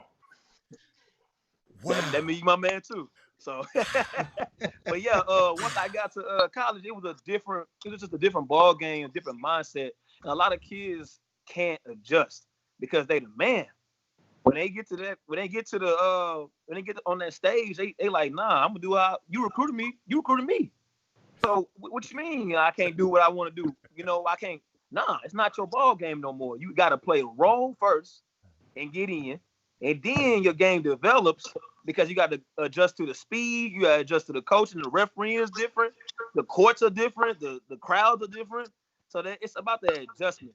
A lot of kids can't make that adjustment, but I did. So how do you give them some tools? Because that's unique. Okay. That's unique. Give them some tangible, actionable items they can take and say, look here, man. Because hey, let me tell you something. Every freshman in this class, they think they finna go and start. Yeah, facts. They do. Give them some actionable items. Well, I would tell them this: don't believe what your coaches are telling you when they recruiting you. You need to take it with a grain of salt and just, hey, I'm gonna compete for a job when I get there. It's not my job. I got to compete for that job because the same coach who told me, we need you. We need you to start. You coming in. I got there, man. I didn't even do my research. The guy in front of me had been starting every minute. He's playing like 35 minutes in college, which is ridiculous. That's you playing 35 out of 40. You the man. He had played like 2 years without any restraint. So I get there. I'm like, hold on, who this cat?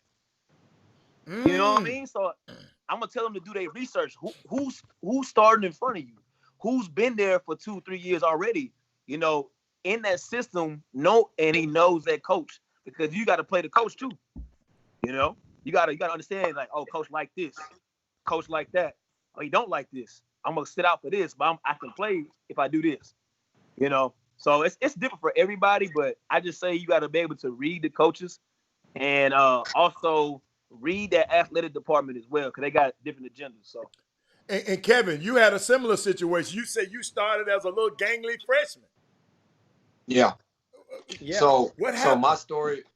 My story is pretty unique. First and foremost, I was a product of Keith White in the Houston Hoop Stars. AAU. Okay. Yeah. And when I say I was a product, I was an OG. I was on his second team he ever had. Okay. So makes sense. So I was with him for 3 years. He saw something in me. Basically, I didn't mess up at his tryouts. He saw that I listened to him, and that took me all the way throughout my career. Listening was my superpower. And one thing he always told us was, you're not as good as you think you are. You're not as good as they're saying you are. You got to work. So I had 2 knee surgeries before I graduated high school. Wow. I didn't get to play my last game with Drew. I watched them get eliminated out of the playoffs helplessly. Wasn't a good feeling. And then, my coach, Coach Arrow, he leaves and goes to South Alabama. So I don't even know who my head coach is for college. Everybody's telling me you need the red shirt and all this. I had no plans of doing such. What Coach White had already instilled in my mind is to not make excuses. So I never did. When I look back now, I was like, man, that 2 weeks before you reported to college, you were not cleared to play basketball. And you went out there and started every game as a freshman. And the coach didn't recruit you. Like I had a lot stacked against me. And so a lot of things that were going on, I just kind of kept my head down. I paid attention to details when I was on the court. Coach ran a play. He dumped me through the offense. I got it. I got every position. I got it down pat. Coach actually ran it through a few more times for every group. And I was the last person to go in. I wasn't with the starting 5 the first day of practice or the second 5. But we had 10 days of practice, and then we went to Canada to play. Every college gets that out of country trip every 4 years. We chose to go to Canada. And after those 10 days of practice, I was starting, and I started every game as a freshman. So my thing was no excuses and attention to detail. So for example, I know you want me to give something tangible to the kids listening. Mm-hmm. So, for example, if we were bringing the ball up the court in a game for Coach White, this is me. I played for him from the age of 15 to 17. Okay. So I'm 15 years old. If I'm bringing the ball up the court and I look at him for the play, I'm coming out of the game. And he's telling me, what are you looking at me for the play for? That's why I'm the only one that talks in practice, because when we get in the game, it's for y'all to showcase y'all's ability. So he's looking at me like, what defense are they in? I'm like, man-to-man. What are our man-to-man plays? Then it's starting to click for me. Okay. I understand. I'm in control. I'm in control. So that was always my mindset. And I just kind of, he prepared me for that. And I also had my father, he saw the value in Coach White and the value he was putting in me. And my dad went from being the only person who could tell me something to, hey, son, you need to listen to what Coach White is telling you. Because, and that was big for my dad to understand that, because a lot of dads don't give up that power. They think it's power anyway. But really, it's value in your kid. And I was, like I said, we were very well prepared. And we didn't make excuses. So when we got there, I mean, my friend, my guy, William Bullard, he's a Harlem Globetrotter. I like to tell everybody, hey, he played behind me. I love to tell people that. Right. It has nothing to do with his talent. He's definitely more talented than me. Right. Always was. But, there's more to the game, and I had some of the things figured out that he did at that time. And kids need to know that. They see the talent like everybody else. They need to know that there's more to the game. There's more to it. Jimmy, you got some? I saw a question that I want to ask both of them on the air. You just asked them just going on. We up at the break. No, we're gonna go through the break, Jimmy. We're gonna go through the break. We'll go through the break. We had one more segment left in the chop shop. But what we got is, guys, understand your stories. It can help open the eyes, because as you mentioned earlier, everybody out there thinks they're Division I. And when you guys were in high school, of course, different years that you guys graduated. I want to say, 2007 and 2010? Yes, sir. If I'm not mistaken, that was right. Yeah. Both were gigantic years, were peak type years for Greater Houston basketball. If I'm not mistaken, 2007 might have had about 45, 46 people went Division I from out of this area at that one class. One of the strongest, one of the deepest Division I classes in Greater Houston history. Okay. You know what I'm saying? And which year, Jimmy? Which year? That 2006, 2007, one of those 2 years when Lil Perkins came out. That means Division I scholarships they were flossing everywhere. Okay. I mean, and a lot of guys went and played. Yeah. In college. 2010 was the year that was overshadowed. The city was overshadowed by the success of Jack Yates with that magical run to the mythical national championship, which they overshadowed pretty much everybody in the area with the Snap Peters and those guys. So when you seeing these young guys, are they listening to you all when you're telling them or that they're not Division I prospect, or do you not, all you consider to be a dream killer by saying not right now? Meaning that, because there's a way to, I've learned, sometimes people say, man, you ain't Division I. But then how can you close the casket on the player?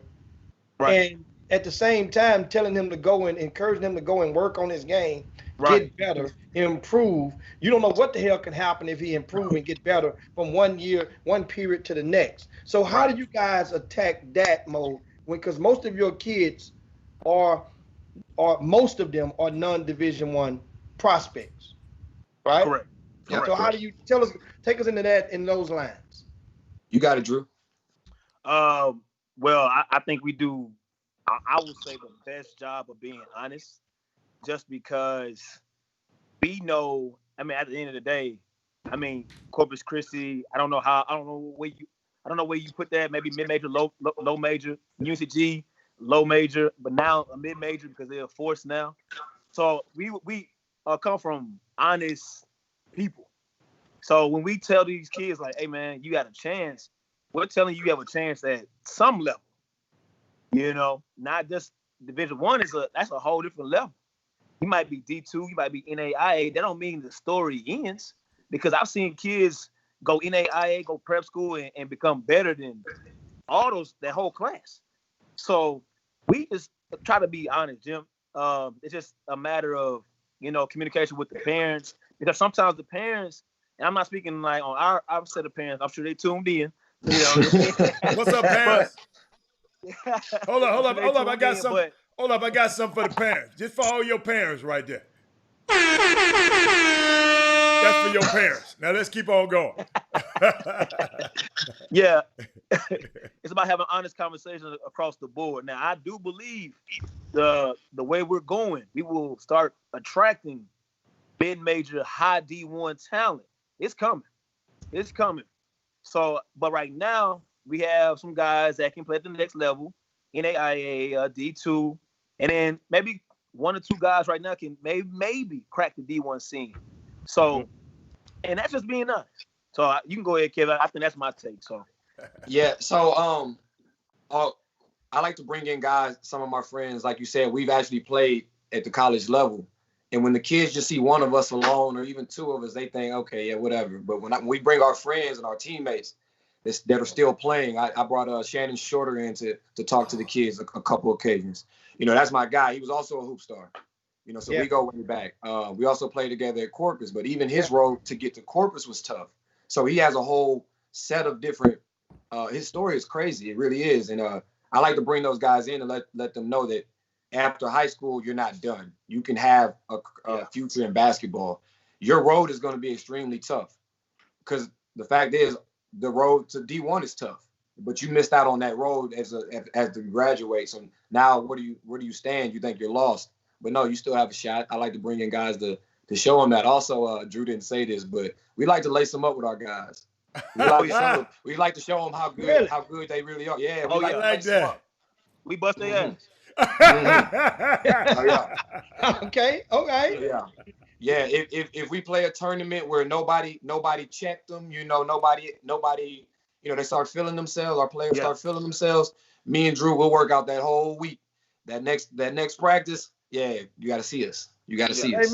Hey man, let me tell you something. A couple of years ago, on the Chop Shop, that might have been in year 2. I was in a little bit better shape, and let me tell you what we did. We made a challenge to the whole city on the Chop Shop. It was Hatter, Chris Walker, and myself, and we anointed TJ, I think it was the 4th. Yeah. You remember that? Yeah. And we were gonna play 3-on-3, but it took 4 people to make a 3-on-3 team. Right. We're gonna play 3-on-3 on any combination of players that was high school in the area. And we would have busted their ass too. And guess what? We didn't hold up. But Andrew, we didn't get no takers. Them kids, we didn't get no takers. Want no smoke with y'all? No, they didn't want no pause. They didn't want no pause. Let me say this. Okay. Do y'all notice a difference in the mentality between, I ask you, Jim, the mentality with kids as say 2010, 2007, and now? Because the competitive spirit just, to me, and that's what makes me it drives me crazy. But I don't see that competitive spirit. It just used to be different, man. Like, you see the select, you see the hoops, you be like, man, I'll bust them. Yeah. I don't care what they are. Yeah. But now it's just like they so friendly, man. And that's just that's the culture across the board. Yeah. What is y'all take on that? Jimmy?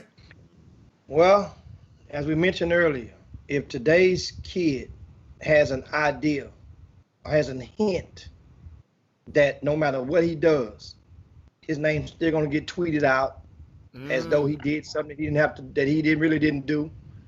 That's the thing.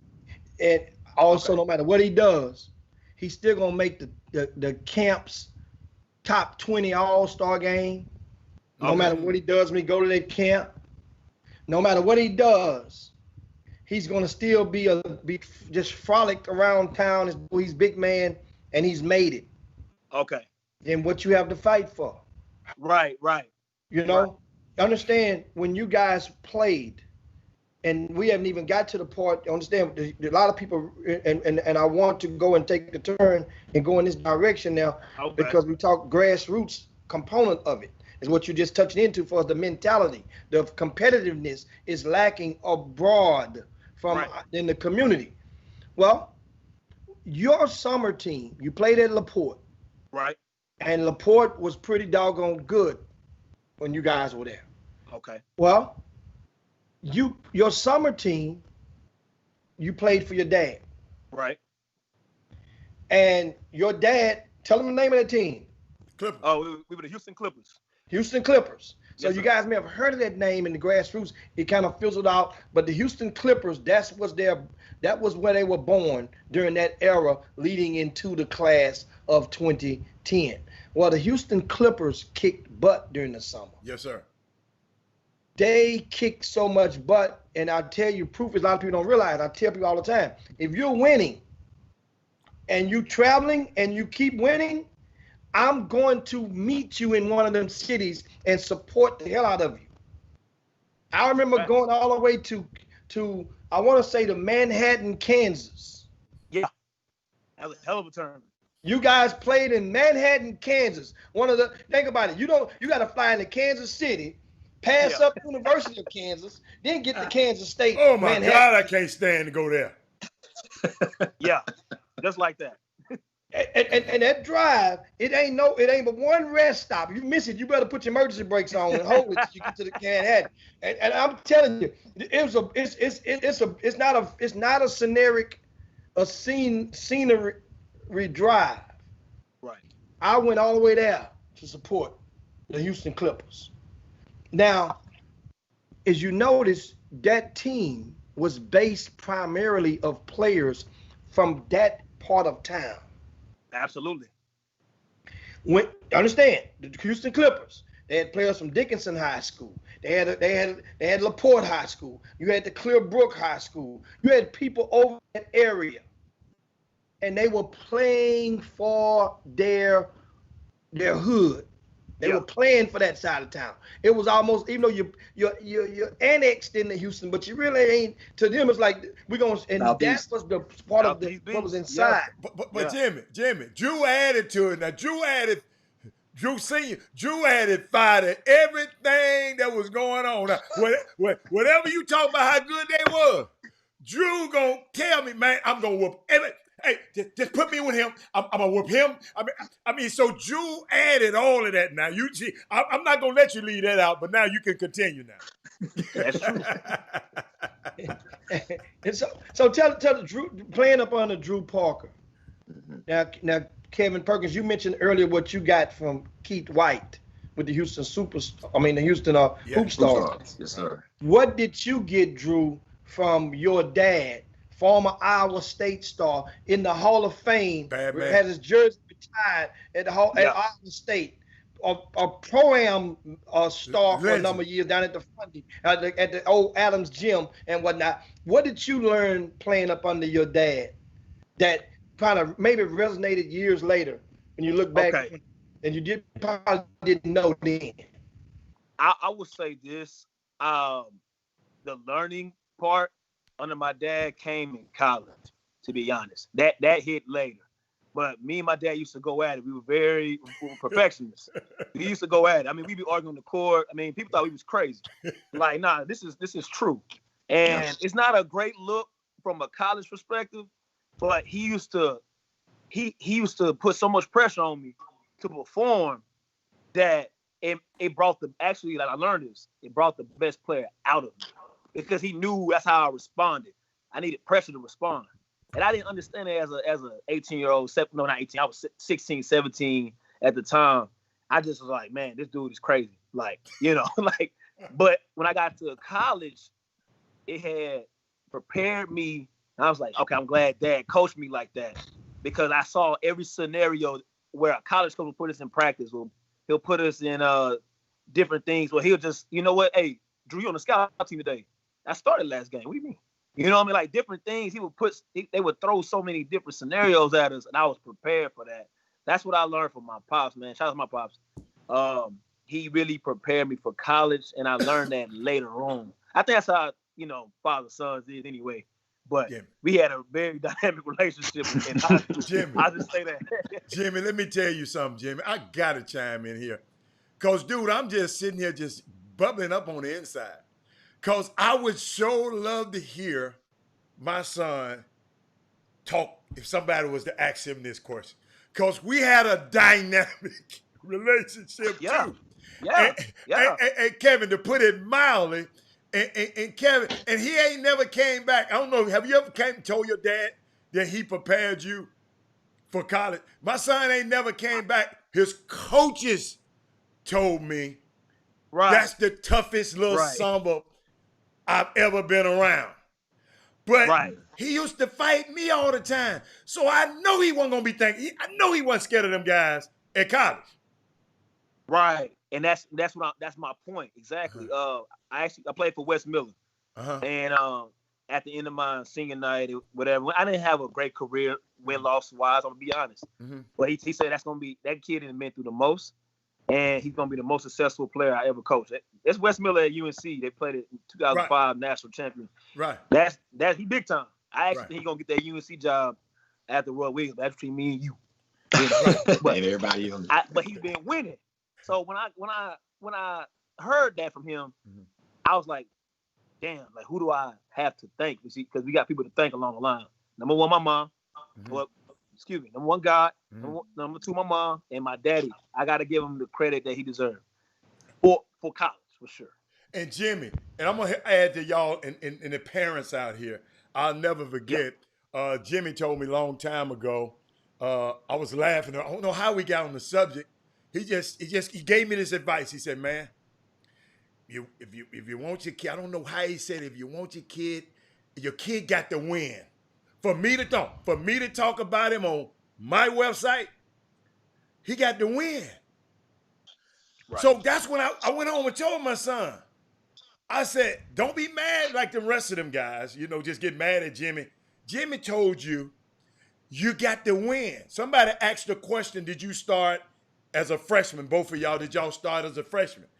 My son was put on the varsity team as a freshman, but they didn't play him that much. Get what he came and told me, Andrew? Man, Dad. What?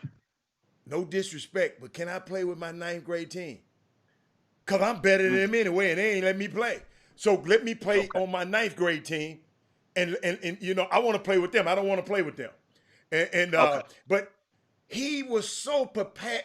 I'll never forget when he went to college, Kevin, I said, look here, man. The first day you go in the gym and y'all play open gym, Kevin, I said, whoever playing guard, supposed to be the starting guard, you tear his damn head off. Yeah. The first night you see him, he called me that night. I'll never forget the story. He called me that night, late at night, and said it's a new sheriff in town. Hey, he said it's a new sheriff in town. The juices are flowing right now. but his dad, see, mamas and daddies, you got to put that in them. Them kids got to be ready to compete. I didn't tell him, man, Robert, just go up there and just the best man win, and you just do a great job. Dude, you got my last name, dude. Yeah. Really? You can't go up there and be sitting on the bench. It's 15. It's 1,700 miles for me to get there. You think I'm going to go up there and watch? I told him, just like that. That man said, man, I got to start. And guess what? Drew and Kevin, the first game ever, they played Syracuse, 30-some thousand in the Carrier Dome. Yep. This little guy from Houston, Texas, with goggles on, was a starting point guard the first game of his career and started ever since. So it's what you put them, man, we got to have them compete. I know you want to see a lot of people want to be their kids' friends these days, Drew.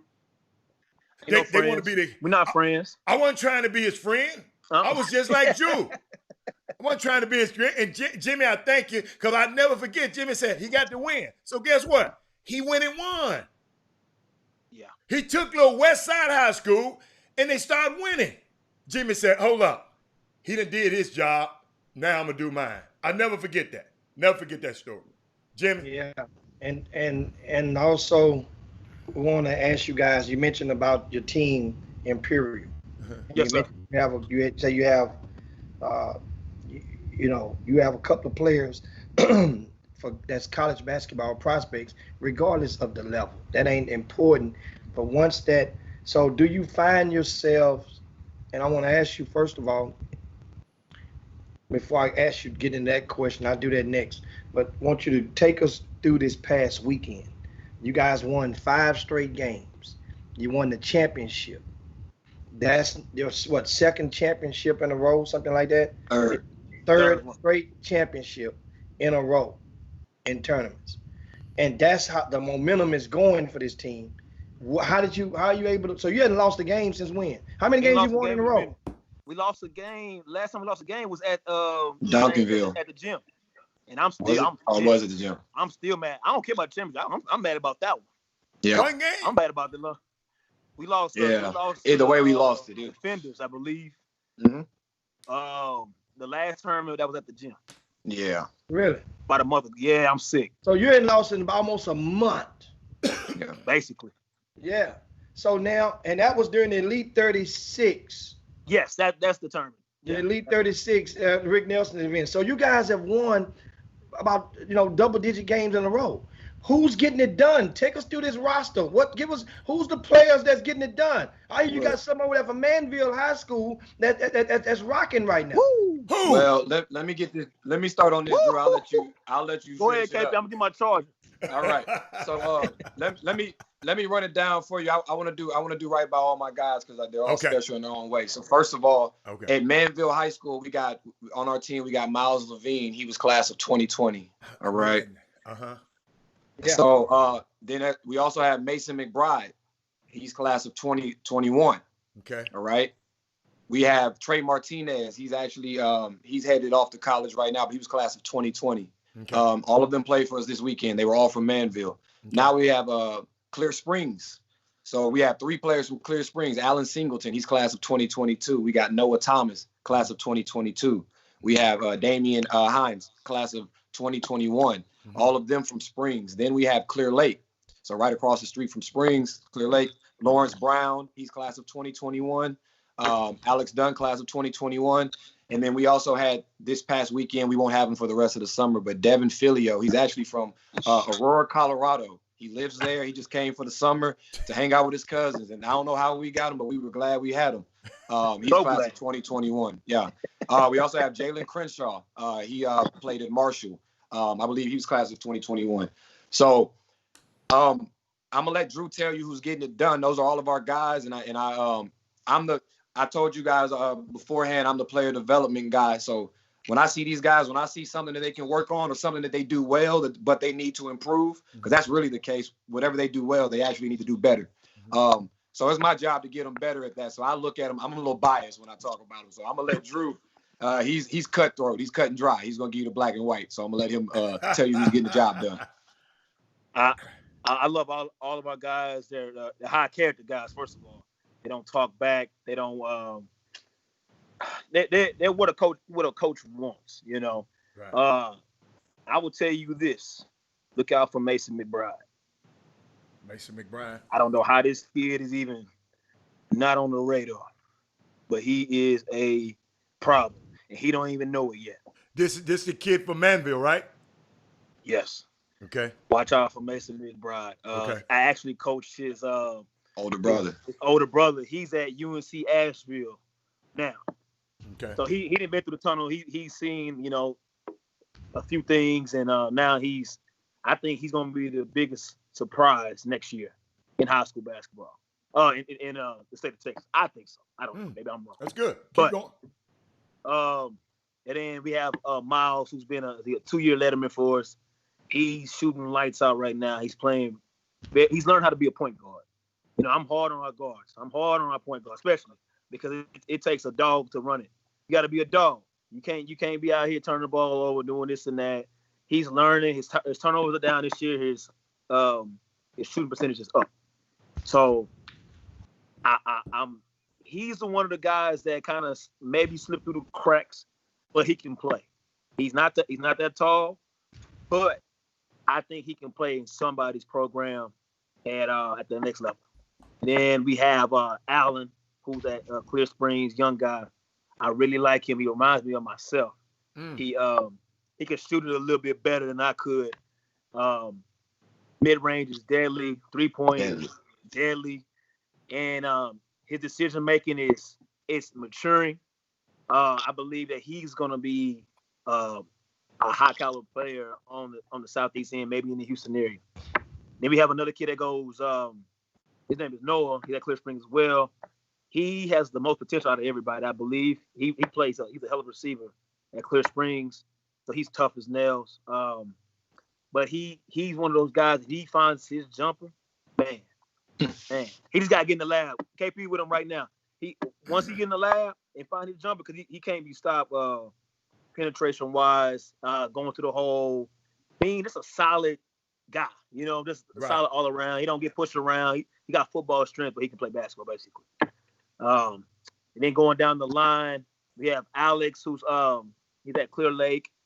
He's one of those guys that he got thrown to us a little bit, and he's improved every practice, every game. The more experience he gets, the more he surprises us. To be honest, his 3-point shot has gotten a lot better. He's rebounding a lot better, and I'm looking forward to his senior season. Lawrence as well. He's at Clear Lake. He's one of those guys. He's like Noah. He's going to be a senior next year. He's strong. He's built like a running back. And he's our high. He's our toughness. He gives us everything. He's one of those like utility players where we throw him in the middle of that press and he calls hell.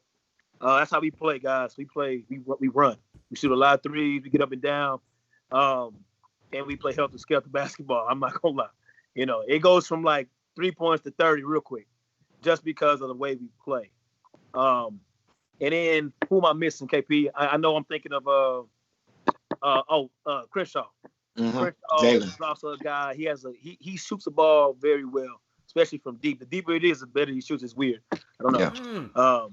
Yeah. But I think he's one of those guys that may slip through the cracks as well. But if the right program gets him, they're gonna get a steal. Because that guy right there is 6'5" with length. He just hasn't been taught the game properly, and we only had so much time with him. But his time with us, he's done well. But he's one of those guys that can literally, you see 2 years from now, you be like, that's not the same guy. I don't even recognize that guy because he has potential to develop some more game. And then like Devin's going back to Colorado. I think he's our smartest player on the team. I think he's getting recruited by Stanford for just academics. I was getting recruited by Harvard, so I can recognize. So I can relate to him. How tall is he? He's a quiet guy. How tall is he? About 6'3", 6'4", KP. Okay. He's got that hairstyle all the kids have now, so you can't tell how tall they really are. Yeah. So I'd say about 6'5", anywhere from 6'5" to 6'3", and then 6'3" with 6'5" with the hairdo. With the hair puff, 6'5". I forgot about Damian. Damian's a left-handed guard. Yes. He's improved. Me and Damian have had some moments, cause I have little patience with the point guards, but he's improved, especially this tournament. He really gave us some great minutes off the bench. He held the ball. He made good decisions, and that's all I really care about from the point guard position. Make good decisions. Make the right decisions.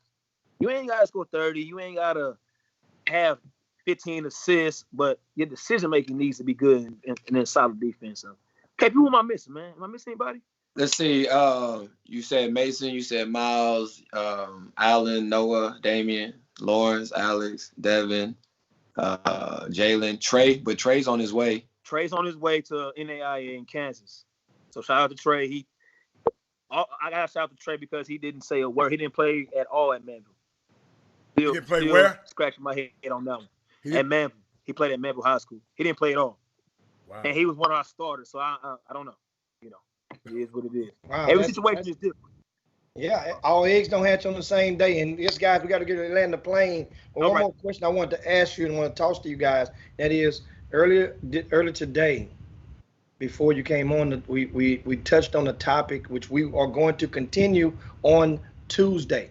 Guys, make sure this topic that we was talking about a lot of the things that are going on with parents paying for tweets and rankings and to get into camps and all this type of stuff without going through the front door.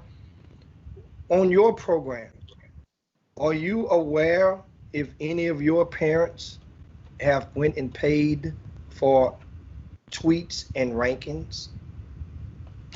You know, with us, no, that is a question. No, but if you knew like how we coach, you would understand. There's a lot that we wouldn't know that other AAU coaches know, and what I mean by that is we only care about what matters, and that's how our players perform on that court, how they act off that court, the men they become. So when we come in, we like their parents might be right behind us, and we'll tell them something about that other coaches might not say in front of their parents. Like we're that group that's like, I don't know what you got going on, but this is what matters right here. All right. You got guys in front of you that have been there, and what you're worried about is a distraction. Jim, I was kind of hoping you stayed away from the rankings question because I believe, I'm not mistaken, I believe you did our rankings back in the day, 07 and all that. So let me tell you, when it didn't matter where Jim put you, you was upset. You know what I mean? It didn't matter. You can't please nobody. So let me tell you what happened. Jim Hicks, you got a couple people's head bust. You don't even know. I had a list. In college, I had a list because in 07, when I was You kept the list in college? You took the list in college? Well, because they got away from me. You had some of them in 06 that were ranked so high, and I was like, no, he's not better than me. Because you didn't do like, at a time, it wasn't like 06. It was everybody on the 17 under, I believe, what I'm talking about. Yeah. And it was like, anyway, I went to college because I couldn't get some of them. And then coach would say, hey, we're going on. I ain't going to say everybody's name. I don't want to put anybody. But they grown men now. Say they name. Don't do it. Don't do it, Kevin. Don't do it, Kevin. You know what? Well, I put it this way because I respect this guy so much, and that's why they were on the list because, they have my respect. Okay. And I remember one particular, we went to Auburn. I remember this is a prime example of what I'm talking about with the kids and the parents. I know you're talking about Auburn. Listen, everybody was in the, man, Charles Barkley, they in the trophy room because Auburn sets it up. You got to walk through their trophy room before you get to their court. It's very strategic. Yeah. So you're looking at all their glory before you hit their court. And all of our players are talking about it. The only thing I was worried about was Dwayne Reed. He was on high school. Dwayne Reed was class of 06. I was class of 07. And they smacked us in AAU. And then I saw his ranking, and I wasn't even ranked at the time. I said, okay, he's going on the list. So when I got to college, he don't know, because they beat us. They beat us convincingly. I'll put it that way. But my coach came to me after the game and said, Kevin, do you know you were the only player? I got all these 7-footers and everybody, and you were the only player that got a dunk. And you got 2 dunks. I said, that's because I saw Dwayne Reed. He was behind me, and I saw him in front of me. I had to get him. So that's and he doesn't know who I am. Probably never did know who I was. But because Jim Hicks ranked him in front of me, he was on my list. See that? So my whole point was I used the rankings as motivation instead of because I was there. I was ranked there. Mm-hmm. Even when I met Drew. I had to prove to myself, really. I said I had to prove to everybody, but Jim ranked one of my teammates on my high school team in front of me after my injury. Goodness. I said unacceptable. So Drew's first game with me, I scored most of the buckets. I made it a point, and I think Drew thought it was going to be like that for the rest of the season. But I needed my point guard. But my whole thing is I use those rankings as motivation only. I did not. I was internally motivated, and I was constantly looking for internal motivation or external motivation. I'm sorry. We definitely appreciate that, and as this pays off. But now I don't know what a lot of these kids nowadays use it for. Because they're not using it for the same. For the across the board for the same thing. It's supposed back in those days, people. And we got to get ready to land the plane. But a lot of people really don't understand the atmosphere of Greater Houston basketball at that time. And back in those days, even we Rucker on Wood is coming up shortly, and if something like that were coming up in different players, even the how would you say, the constructive smack talk was exhibited on a positive level amongst these kids. Right. Now grown-ups got kids scared to talk. They don't want them to talk, say nothing. Cause the grown-ups doing all the talking. But back then, the kids would be like he's saying, it would be no problem for kids to say, I want to piece him. I'm gonna watch what we do to them. And then guess what? It's gonna go down. Now it's like, hush up. You don't want to do all that talking. Why? Why not? If you think you can back it up. Well, these guys probably don't think, Jimmy. These guys probably don't think they can back it up. Bingo. Nor their people of influence. That explains it why. Say no more. And that's the greatest thing in the world. But anyway, before we get ready to go, there's Chuck McCowan. He mentions on there, he says, Team Imperial, they have a spot for you guys if you want to play in the 713 league on Thursday evening at the Luetta Complex. Then how can they contact you guys, or your email address or whatnot, with details?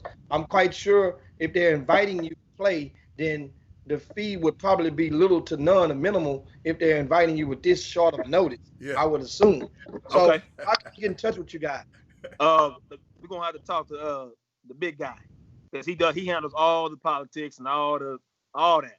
Okay. He handles all the phone calls. Big Drew, but I can give him whoever 713 you said. That's the name of the league over at Luetta, the 713 league. So I'm saying, tell him to call King Gamble. Tell him to call King Gamble. Okay. Kenneth Gamble. Okay, I'm just saying, just putting it out there. I just saw the question. Right. Anyway, guys, we are definitely, I don't say we got to roll. We can roll all day with this. I tell you one thing. If you keep winning, you're coming back. And you guys gonna be playing in the Doug's Dozen. Right? Which one is that one? That's on 15? Yes, that's the Doug's Dozen, the Doug Dozen basketball. Yeah, I gotta talk about that tomorrow. I can't wait to talk about that tomorrow. And Doug Jones, is making his Houston debut with a tournament since his first tournament since joining Arkansas Sports. And so it's gonna be August the 14th through the 16th. Okay. Over at the new facility over on off Chimney Rock and 59, and that's going to be a good day. And of course, that will be the next time Team Imperial will be in action.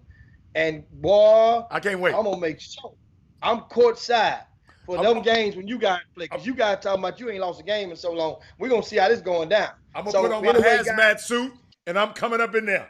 I'm gonna put on my surgical. I'm gonna have my hazmat suit on.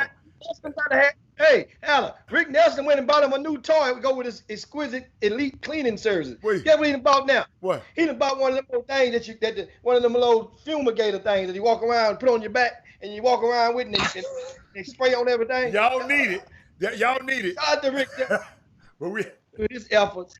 And lastly, going to give a shout out to the Scholar athletes, who also played in that same Jolovets tournament this past weekend. They won the 16U division championship. So shout out to the Scholar athletes for taking care of business and beating.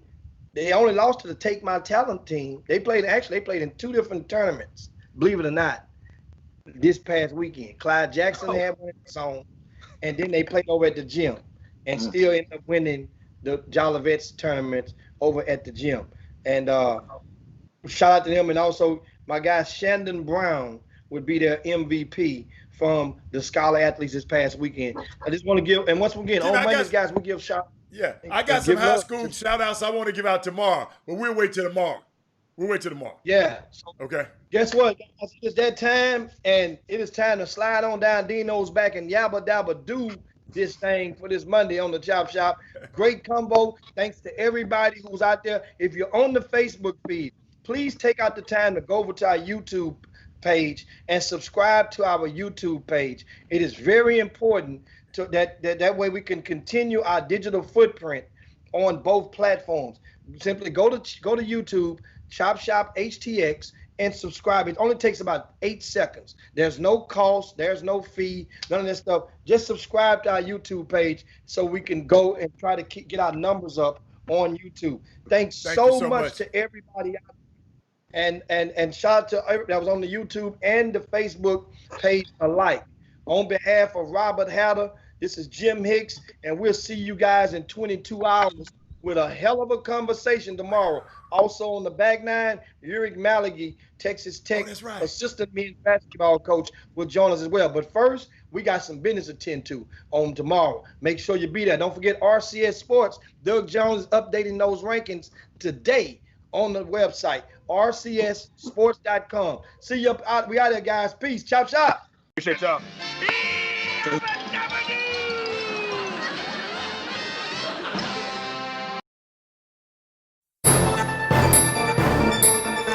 Jim Hicks, Rob Hatter, you are now tuned in to the Chop Shop. I'm Retro, let's get it. We in the Chop Shop, we live in the Chop Shop. We talking sports talk, we live in the Chop Shop. We in the Chop Shop, I'm talking sports talk. So turn your dials up, it's live in the Chop Shop. We in the Chop Shop, we live in the Chop Shop. We talking sports talk, we live in the Chop Shop.